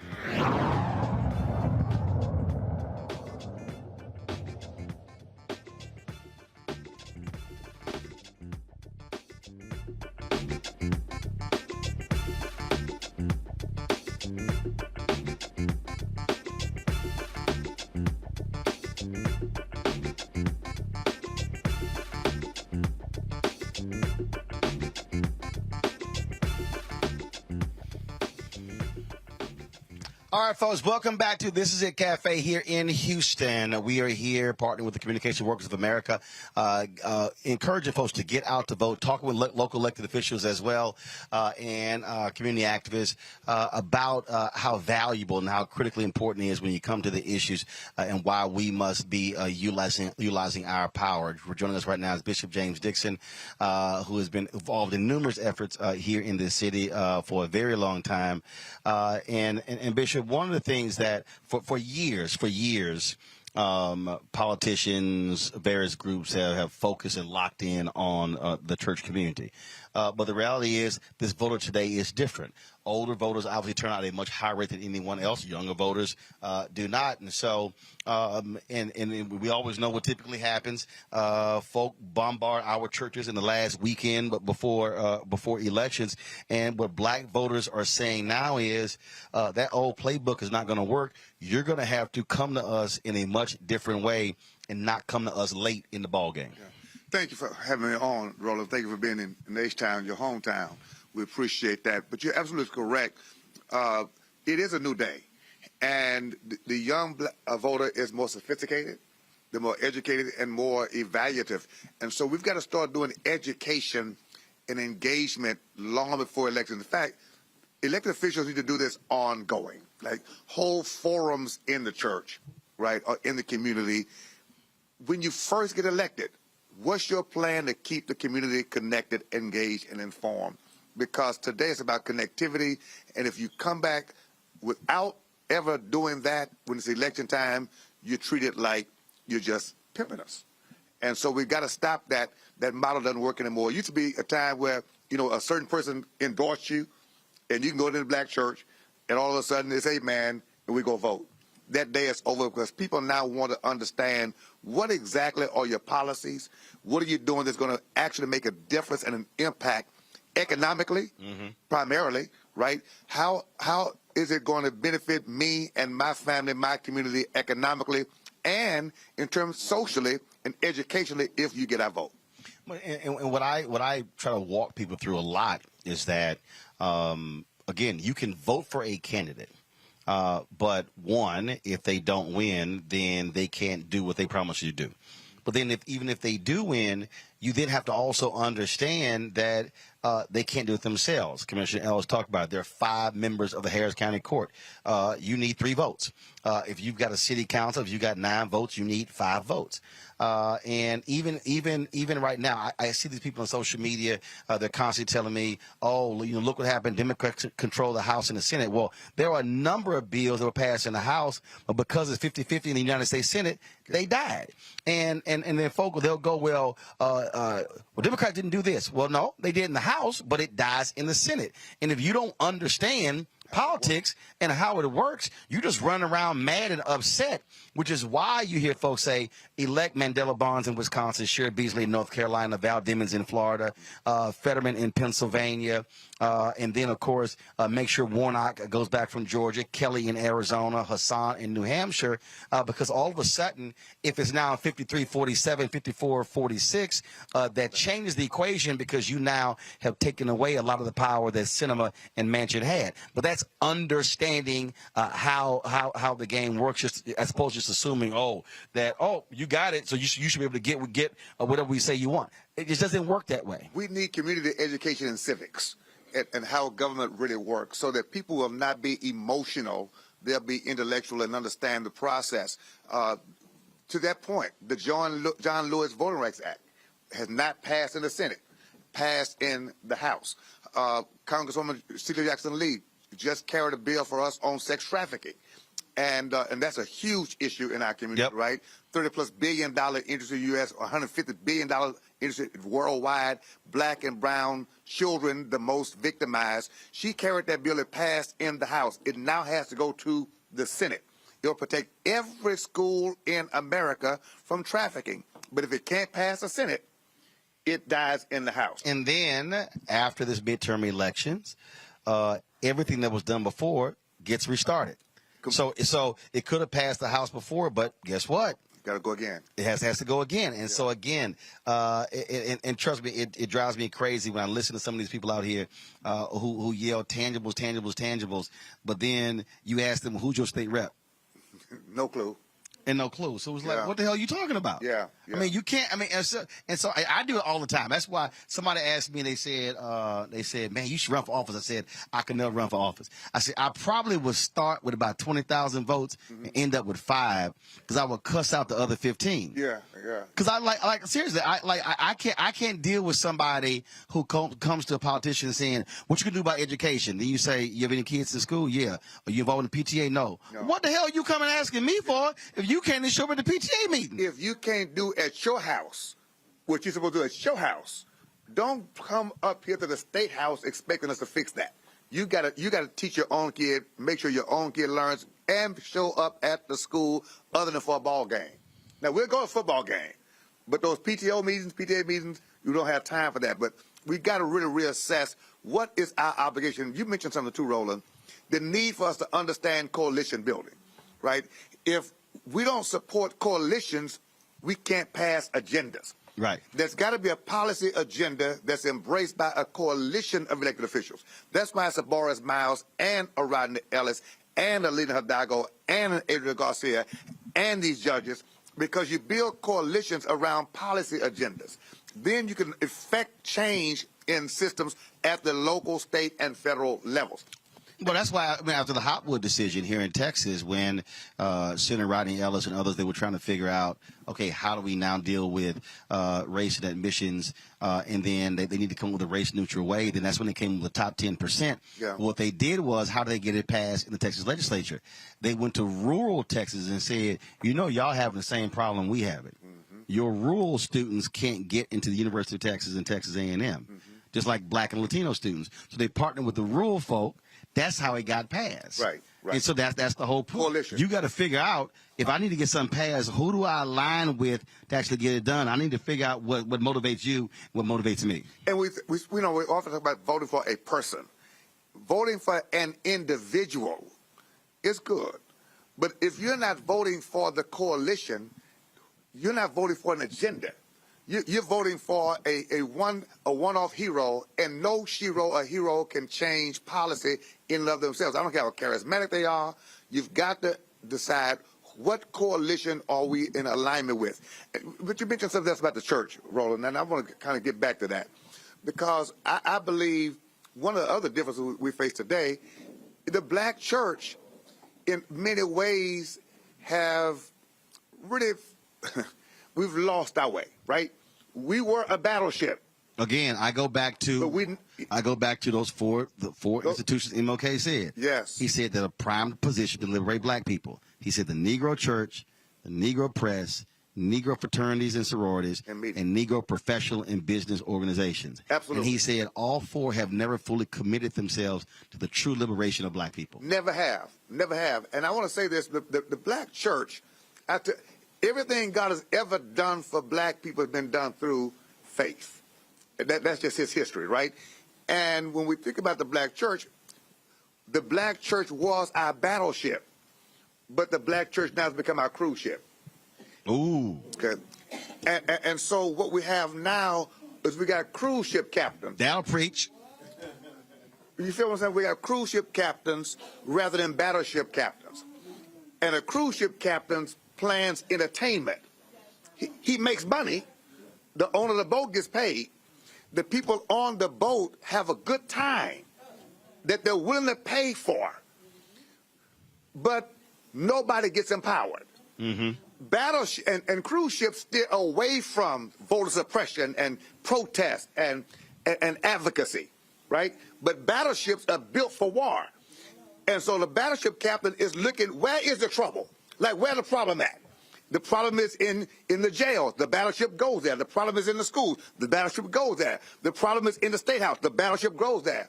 We can't get cruise ships to show up. But it's easy to build a cruise ship when you got a cruise ship market. And so we got black folk now who will take their money to a cruise ship until they get in trouble. And then they'll call a battleship, can you come get my son out of trouble? And then they take their bus right back to the cruise ship and give the money. So when I look at your show, because I watch you, right, I'm saying, I feel your pain. You are a battleship in media, right? You got a platform, you go to war every day for our community. Why can't you raise money? Because cruise ship-minded Negroes and others won't advocate for a show like yours because they want to be entertained. Now, they'll watch entertainment all day and night. Right. But they won't watch you. They're not raising their kids to watch you because they're raising some more cruise ship kids right behind them. But as you said, except when they get in trouble. Except when they get in trouble. Because, I got the emails. I got the emails and blowing me up. Hey, I need to hire a lawyer, or my son was wrongfully convicted. Hey, Roland. Roland. I can hear him right now.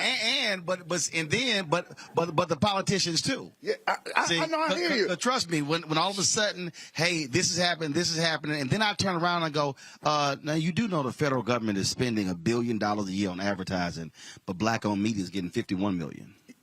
See?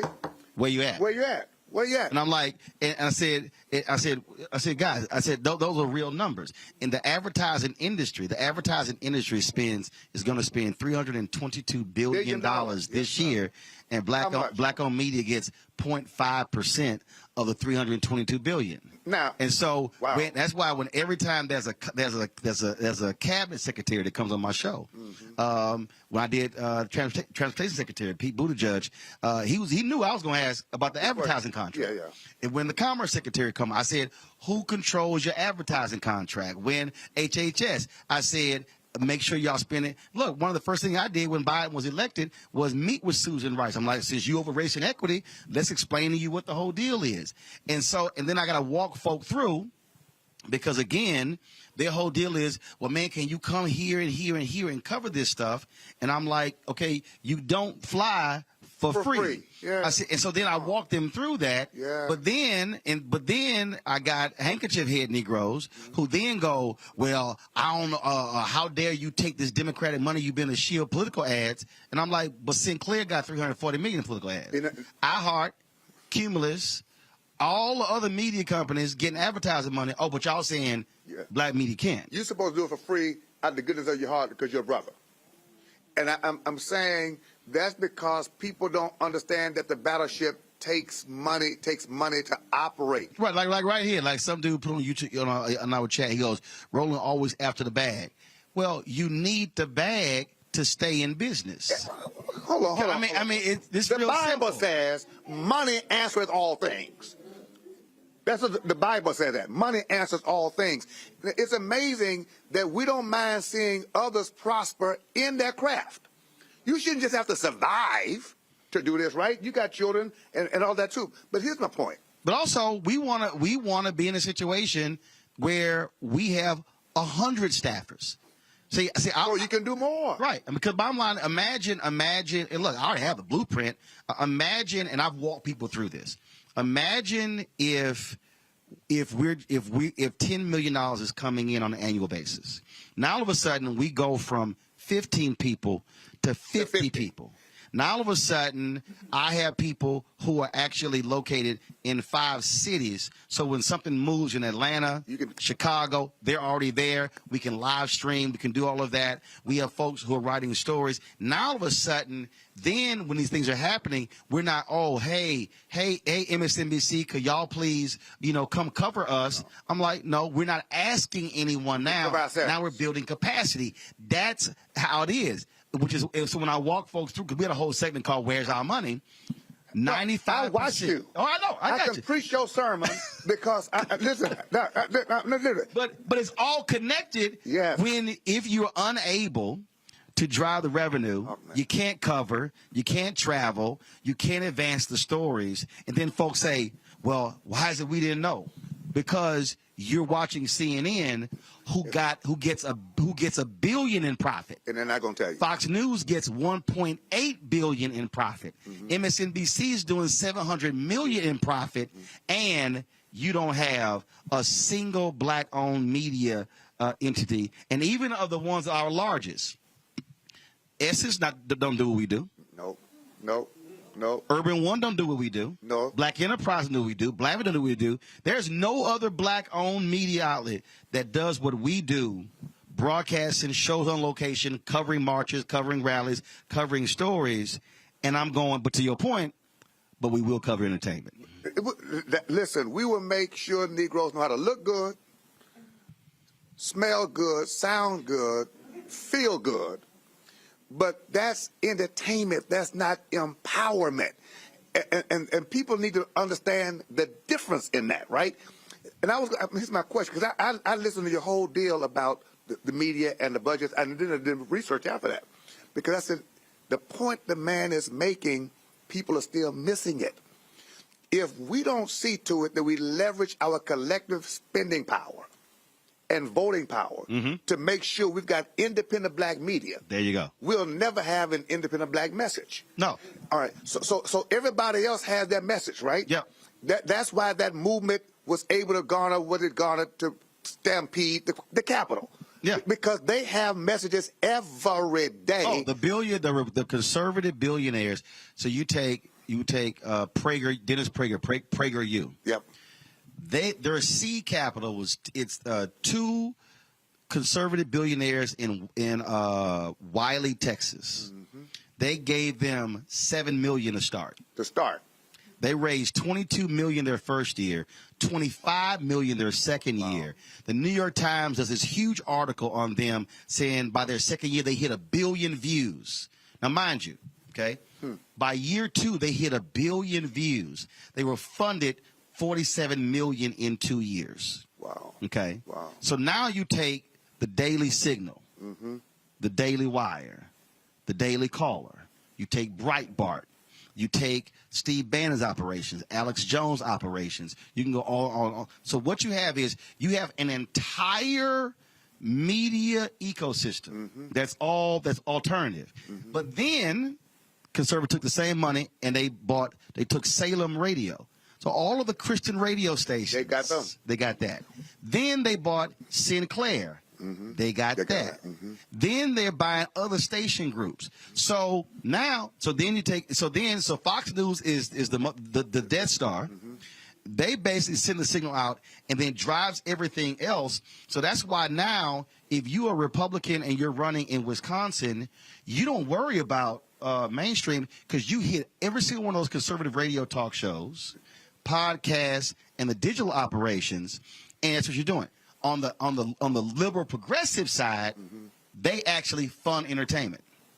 They got animation and entertainment. When Air America Radio launched, I actually flew up to New York and interviewed with them, and they had comedy writers. And I was sitting in the interview, and I was like, "What? Why are we talking about comedy?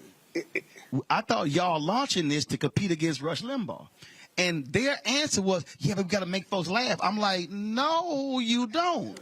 I'm like, "What are y'all doing?" And I was sitting, and they literally said, "Hey, well, the reason we didn't hire you because we didn't think you could be funny." First of all, everybody that watch my show know I'm funny, but I ain't trying to joke all doggone day. Roland, but that takes us back to our history, right? All we need is a song and a dance and a joke. And they're still treating us like that, and we keep buying into it. That's why what you're saying right now is so necessary. This is what I've said to various groups to understand how. First of all, when you know how to do this, when you know how to do this here, so we'll probably end up doing 2.75 million in revenue this year. We should have done 2 million in political advertising alone. We'll only do 187. That's disgusting. That's just we should on the low end we should have did 500. Yeah, that's on the low. That's 25% of what we should have gotten. Yeah. We'll end up doing 187 total. But now people expect you to operate. Right, absolutely. Like you got the full deal. So imagine now, and again, this is and I purposely try to walk the audience through this, so they can understand how you're now able to build this. So we've got this show, 5 other shows, 3 shows in development. We signed a deal, so we'll be launching the 24-hour streaming channel. Now, what folk don't understand is I'm already worried about how everybody get paid in 2023. You making brick without straw. Like people don't understand. I'm literally sitting here going, okay, all right, no, I'm not spending $200 on that because how much I'm going to need in April. I'm already there. I'm already there in terms of, okay, this pending recession, what's going to happen with advertisers. And so now all of a sudden, so imagine if all of a sudden it's, all right, you get a total allocation. Let's say someone comes at 2 or 3 million or 5 million, and you got a major sponsor. Now all of a sudden you can breathe. Now you can build out. Yeah. Now all of a sudden you're now saying now I can play on a larger field. Yeah. Now all of a sudden we can broadcast from more places. We can now market more. We can now build more, and now we can drive messaging. What the right is doing is that they're using media to drive messaging. Absolutely. And so now all of a sudden, and on Christian TV, go back to that, please. Please go back to that. So again, it's messaging. Roland, please, I don't want you to miss this, because you talked about day starters of the show. Yes. Talk about Christian media on the conservative side driving the same messaging. Yes. That comes from Fox. Yes. And they're validating it with a Bible. Absolutely. And that's why when we started this, I purposely didn't do a subscription because a lot of our people couldn't afford it. Yeah. And so I said, no, we're gonna keep it open. And look, there are people who say, Roland, all I can give is $1. I'm like, your dollar is important as that person who gave 5,000. But what I walk them through, and that's why, like every month, I say, y'all, we got to get 2,000 people who can give $50 each. It's 100,000 for the month because the monthly expenses are 172. Wow. Okay. Yeah. So I walk them through that to understand that. So what happens today? MSNBC doesn't. They end Tiffany Cross. Okay. Yeah. Her show's now gone. Okay. So again, but remember, it's their network. See, the only person who can cancel me is God. Yeah. Talk, Doc. That's it. That's it. There's nobody but me but God. Talk, so what people have to understand, and I try to get them through this, black people have not gotten to this point in our history if it wasn't for a Chicago Defender, Houston Defender, Atlanta Daily World, Ebony, Jet, on and on and on. But black people supported those institutions. So if we didn't have those independent black media sources not covering our stories, not elevating our people, MLK was in everything before people knew about him nationally, then you don't have a black civil rights movement. At all. So the problem now is, the problem we have now is, we are hoping and begging that white media will do what? Covers us, and we are praying, will they show up, as opposed to saying, okay, if y'all don't show up, fine. Black media shows up to drive our messaging. Listen, I was talking to Dr. Amos Brown a couple of weeks ago on the phone, and I asked him a question. I said, Dr. Amos Brown, pastor Second Baptist in Oakland, I mean, a real father in the movement. And Kamala Harris is pastor. NAACP board member. All that. Global. So I said, Dr. Brown, how did you get started in the movement? He said, I was a kid when the Jet magazine was circulated, Emmett Till's picture on the cover. And it made me so angry. He's like 12 years old. I was so angry, I went around a corner to the NAACP office where Medgar Evers was the president. And I said to him, I'm angry. I was so mad. And Medgar Evers said to me, don't just be mad, do something. But here's how that happened. Yes. Y'all go see the movie Till. It's a scene in the movie. Mamie Mobley walks out of the funeral home.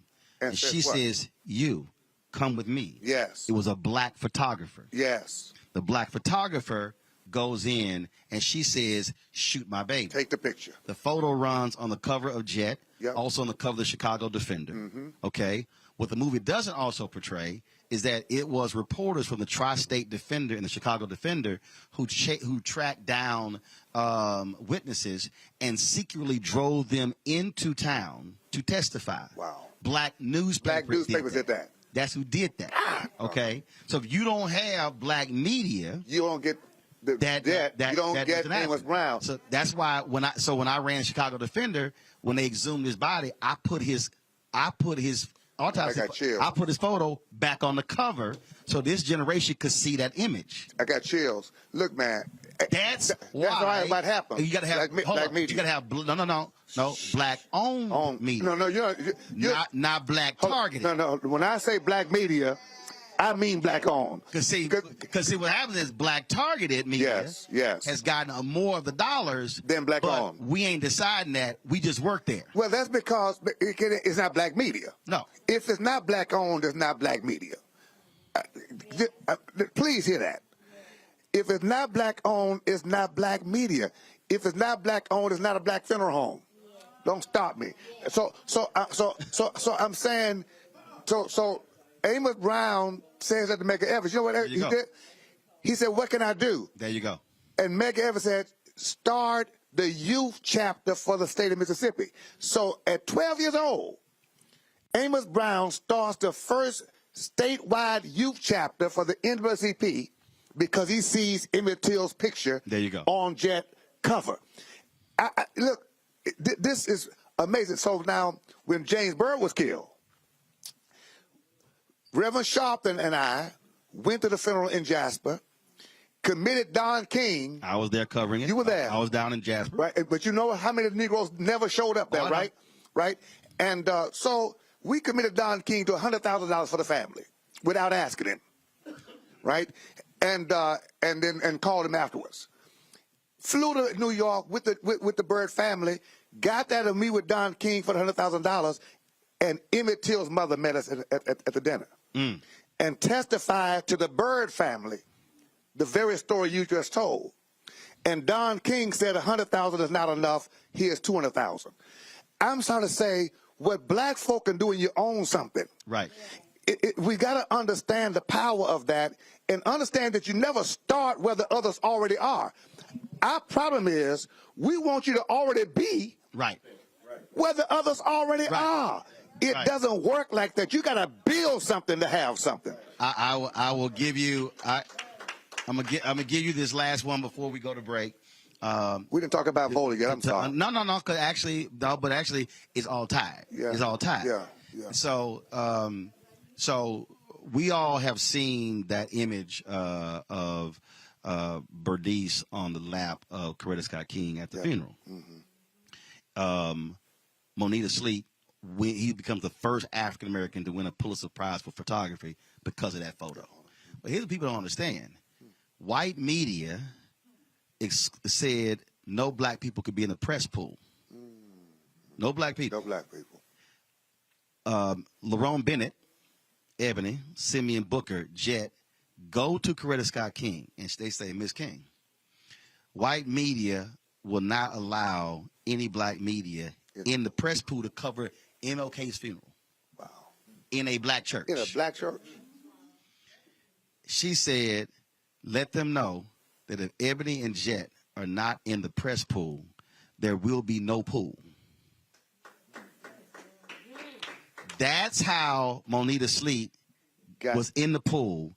That's how he could shoot the photo, that iconic photo that won the Pulitzer Prize, because Coretta Scott King said, ain't gonna be no pool unless they're in, which is why what I tell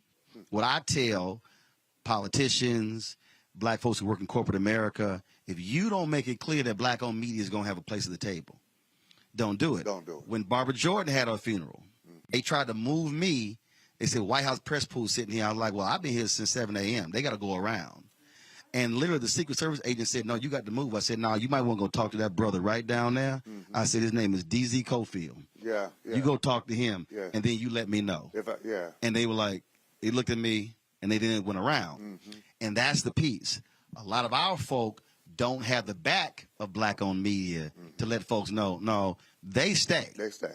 Y'all might not. You might. Right. You may not make it. Yeah, but they're gonna be in the room. Absolutely. And which means that for those black folks who are in corporate America, who are also in these institutions, they're gonna be able to say, we better make sure there's a line item in that budget for them, and not just for them. And that's why we got to only vote for people, whether they're black or brown or white, who are going to support our agenda of empowerment. That's what the coalition is all about. Because there are some white people, I can tell you right now, point blank, there are some white people who work in major companies who have said, no, we are going to support Roland Martin Unfiltered. And there are some black people who have said, don't buy. Don't buy.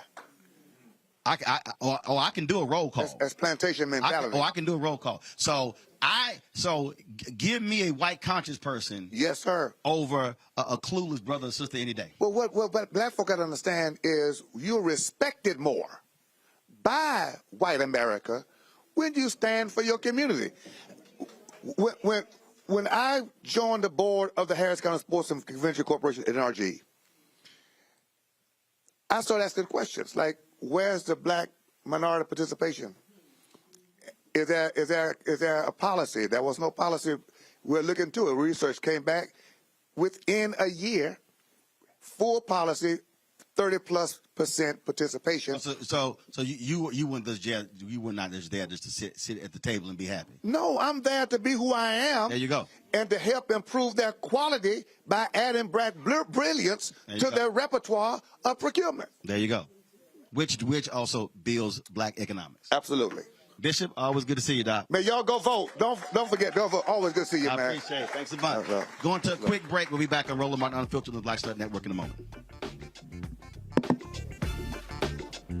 When you talk about blackness and what happens in black culture, we're about covering these things that matter to us, speaking to our issues and concerns. This is a genuine people-powered movement. There's a lot of stuff that we're not getting. You get it, and you spread the word. We wish to plead our own cause.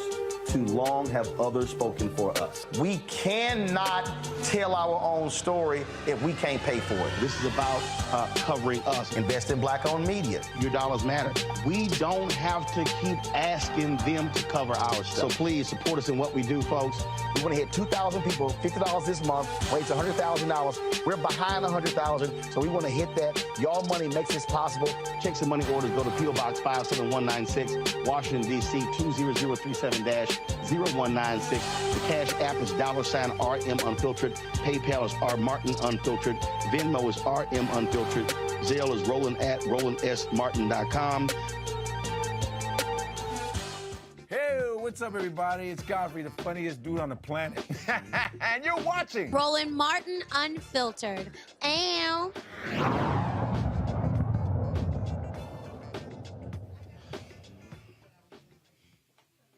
All right, folks, welcome back. Roland Martin Unfiltered on the Black Star Network. Panelists there, I want them to give their final comments. Here, this is, of course, last time y'all will chat with us before voting takes place on Tuesday. And so, Nola, make the case for somebody sitting out there right now who is undecided about going and vote. What you have to say to them? The vote is very simple. If you are undecided, think about if you want rights, think about if you want freedom, if you want to wake up in a country where freedom is actually respected. Think about if you want to wake up in a country where women do not have to worry about what they look like or what they say. Think about if you want to wake up in a world that's moving forwards and not backwards. And it's really just as simple as that.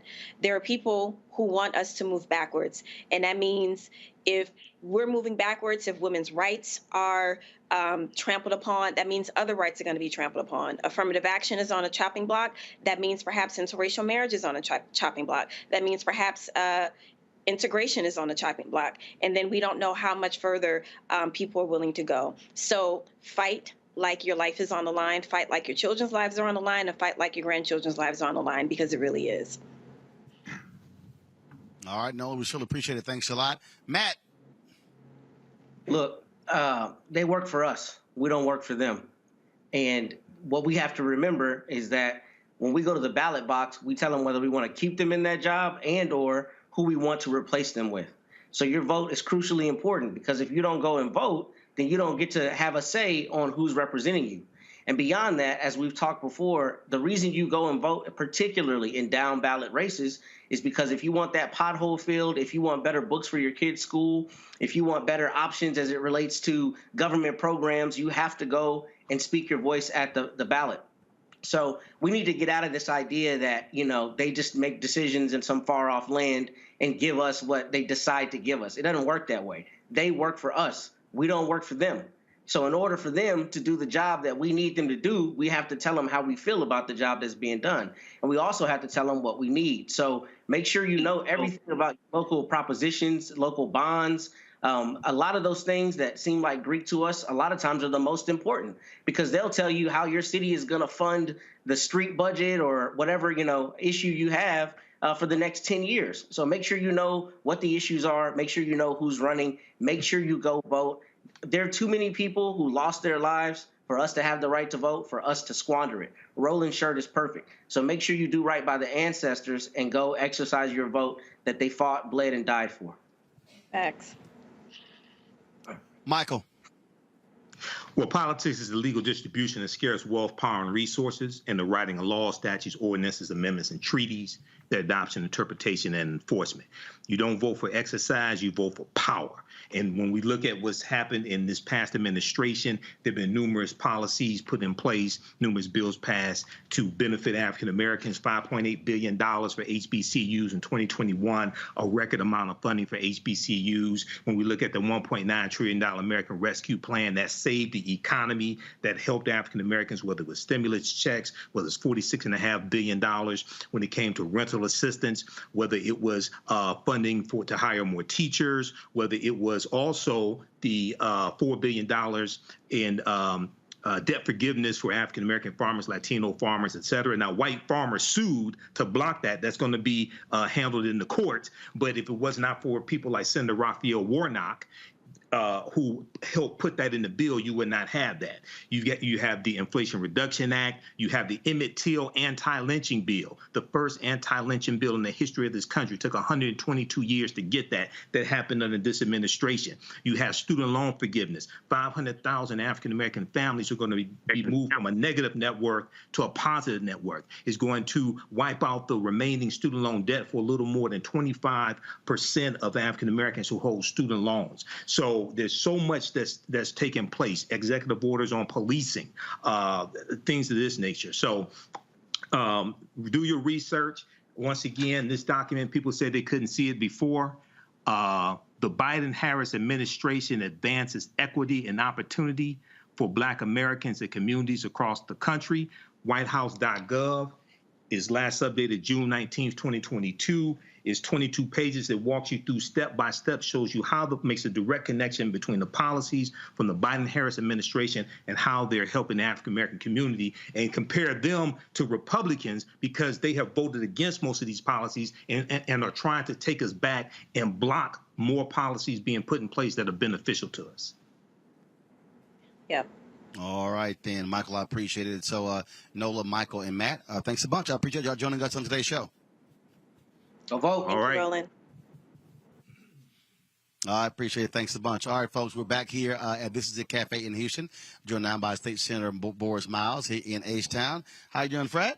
What's going on, my brother? All good, all good. Good to see you. You know, I'm glad you're finally telling people the truth. You've never been filtered, my brother. For 40 years I've been knowing you, you've never been filtered. I wasn't going to the elementary school. That's right. Trust me, I got in much trouble at Clinton Park in Pleasantville. Yes, you did. So matter of fact, I was talking to somebody, and they said, I don't know if it was an interview. I think Jamel Hill asked me. She said, you know, when did you start to gain your voice? I was like, out the womb.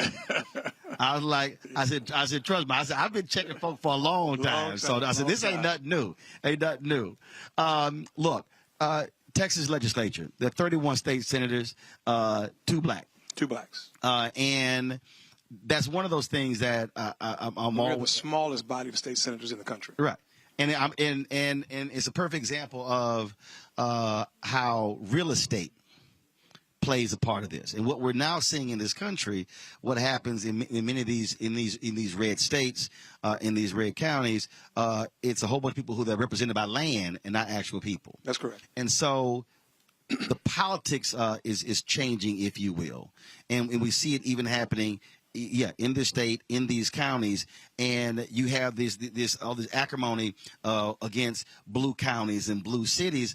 But I'm always trying to explain to people, yeah, but a lot of broke folk in them red areas that gets checks. They're suffering too. But yeah, they're suffering, but they're getting checks as a result of the folk in those blue areas. That's correct. And hence the reason why $8 million has come into this county for our county judge's seat. Okay, $8 million has come in from across the state and across the country to take out one little low Hispanic girl who just so happens to be a Democrat. And the things on the county commissioner's court has changed. You interviewed Commissioner Ellis here earlier. A lot of things have been put in place that they intend to reverse if we don't get out and vote. Right. Okay, this is the most important vote for black Texans in the history of Texas, is this vote right now. The state of Texas has more black folks than any other state in the country, Roland. And all we have to do is get out and vote. You know, you were talking about plantation media and marketing. We do the same thing right here, plantation politics. You know, we have people that come into our communities. They want our votes, but don't want to spend our votes with our black media, spend their money with our black media. They don't want to turn on our African-American political machines. I'm so glad to see Claude Cummings and Trey here with CWU. Man, I don't know where black Texas would be. I don't know where black political Texas would be without Claude Cummings and Trey. Okay, it's just that doggone simple. They always come to our rescue. See, that's why, they're here right now. See, that's why when I'm always calling people out, I'm trying to explain to folk. No, it's not. Do you have a black face in the room? Who is control of the checkbook? Of the checkbook, and it's not about just having a black face in the room. But Bishop Dixon could have been any black face in the room at Sports Authority. But he's the wedge in the door that's going to hold the door open and allow other black folks to come on in. The proper black That's what it's the proper black folks that's going to ask the questions, the hard questions. And you know what? Like you said, sometimes we're not liked by our own people, by our own. It's just that plantation mentality. You know I'm not the most liked African-American elected official in Houston, but I'm one of the most effective. Right. And when you're in trouble, you're going to run to me. Right. Okay, and we're going to get it done together. Well, it's all interesting. When I was talking to Bishop, I'm first of all, folks, Boris asked me, he said, man, how many phones you got? You got to understand, first of all, normally I have 3 iPads up here and 2 phones, and I'm working all of them. And then folk don't think when they making comments, I'm reading their comments. Right. You know, and I had someone say, brother was like, why Roland talking about himself? Well, first of all, it's called an example. It's called it's called an example. Like if it's called the Roland Martin Unfiltered Daily Digital Show. and if I'm telling you paid about the cost to be the boss, and if I'm telling you about something that happened while I'm in the room, how else you gonna get the story? But to your point, some folk, it's plantation mentality, man, and we've got to shake ourselves from it. Okay, we've got to, like Bishop Dixon said, we got to build stuff and own stuff so we can have stuff to say about. Okay, unless you own something, unless you can point to something and say, I've done that for the community, unless you can show us some black folks that you've helped along the way, some young black kids that you've helped along the way, unless you can show us a community that you've bettered in some kind of way, don't sit back and criticize us for those of us who are trying to make it better, who are trying to make it better. Most of the time, we're our worst own critics. Okay, we're our worst critics, and it's gotten to the point where we just have to be dull to it and keep it moving, keep the faith, keep the fight. I have no. First of all, I appreciate haters because I actually walk higher because I actually step right on top of them. Keep it moving. See, some people say they step over them. No, I actually step on them.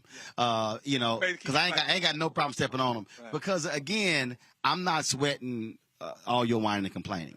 That's why when we talk about this election, when we talk about what has to happen, when I have these folks who you trying to be a Democratic shield, I just walk them through.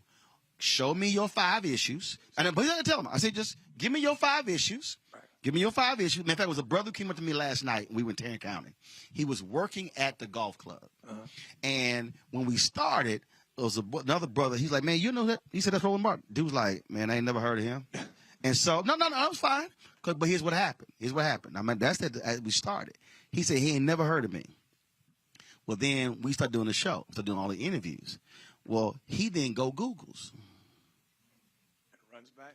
And when it was over, he said, "Hey, can I holler at you?" I'm like, "Yeah." He said, "Man, look, he said, I don't know nothing about this voting stuff." He said, this is what he said. "I was raised to vote on Democratic plantation." I said, "Stop." I said, "Why are you using plantation language?"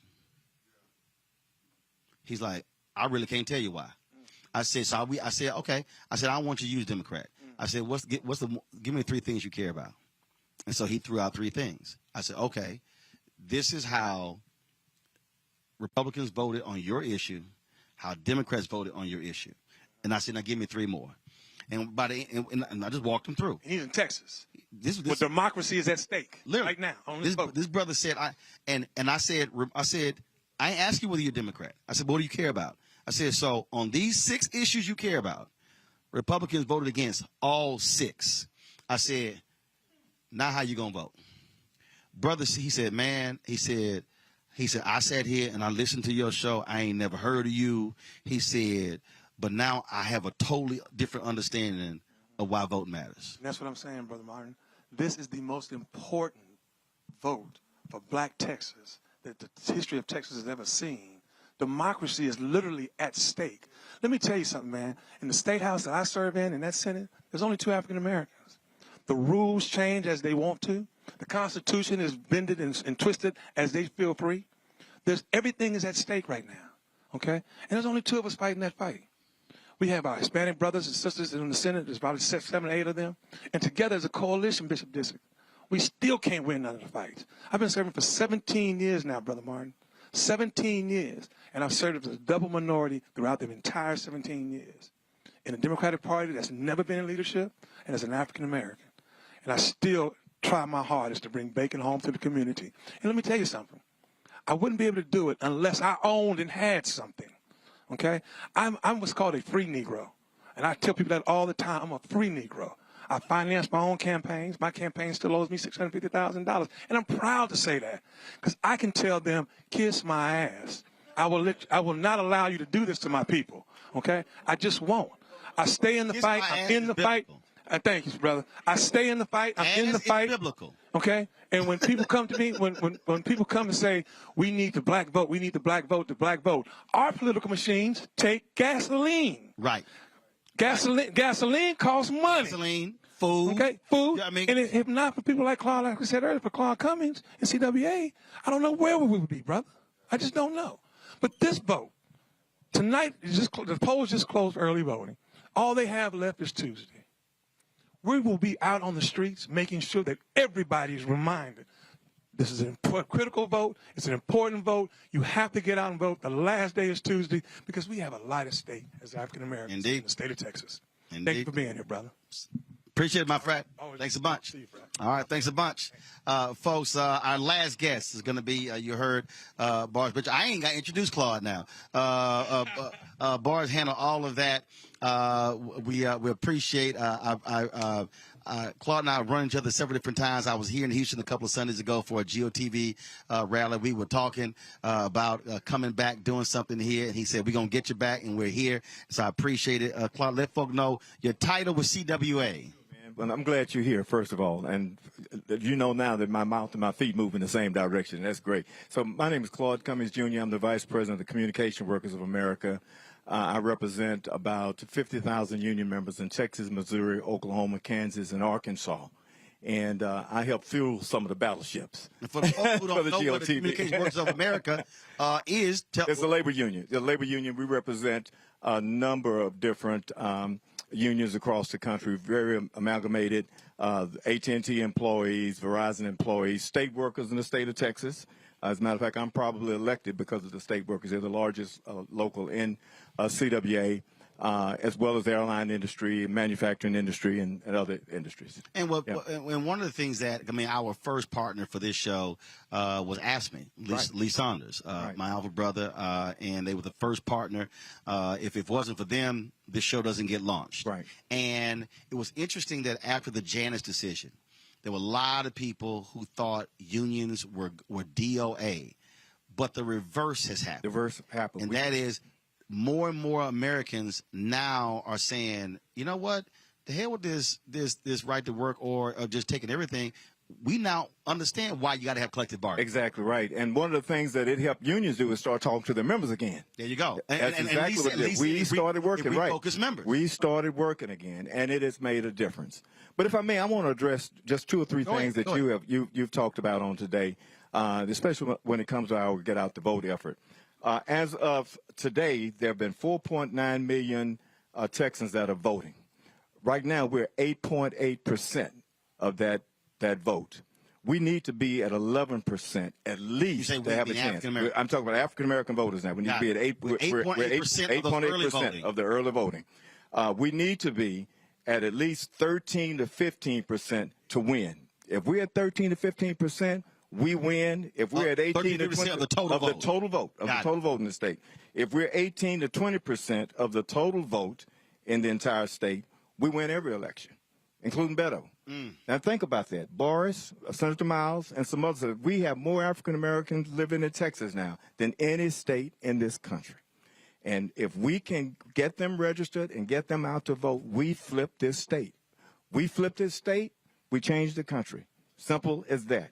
And so my efforts have been to work on GOTV and the African American community. Now, one of the things that happened after Citizens United, when the Supreme Court ruled that corporations are people, it also did one other thing. It gave unions the ability to spend money outside of their membership base. And so since Citizens United, I have diverted a lot of the resources that I would normally give to candidates and put it into independent expenditures and on the ground. Simple as that. And that was what has made a difference in Texas and the counties that we have won. Now, remember, and your listeners need to know this, all of our large counties in Texas, we won. We're blue in Houston. We're blue in Dallas. We're blue in Austin. We're blue in San Antonio. But what has killed us, and you mentioned this earlier, is that we have not been able to get the Democratic Party to have candidates in some of these smaller counties. We have 254 counties in Texas. And I have been begging and I have been pleading for years. Put people in races in these small counties. Are they going to win? No. But it will give us an uptick in the total amount of votes. Because if they run it, if the Republicans run it unopposed, they're running unopposed. No reason to turn out. No reason to turn out. No reason to go vote for any of the candidates because they're not running anybody. And so I made a conscious decision to start putting my money into independent expenditures and to GOTV programs strictly for African American communities, for media, as well as newspapers, as well as radio. And that's where I invest a lot of my money. And it has made a difference. The mayor of Houston would not be elected today if it not for the program that I helped design and put together to drive out the African American vote, in this city. And because of Boris Senators, that's right, and others, and a lot of people in here know that on election night, Sylvester was down, by about 400, 500. We predicted 1,000 votes, but because we put money into Fort Bend, that portion that's represented in Houston, I helped pay for that. We knocked on 450 doors, just strictly African-American GOTV, nonpartisan from NAACP.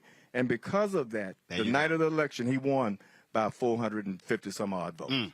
And so what I'm saying to all of you, and I wish the Democratic Party could understand this, instead of putting money into consultants, white consultants, why not put some money in the African-American community? We have been there and have been the backbone of the Democratic Party for years. And I personally am tired of our communities being taken for granted. The fact that they think we're just going to automatically vote for their candidates without putting any fuel into our GOTV programs in our communities. And so that's what I have been doing over the last several election cycles.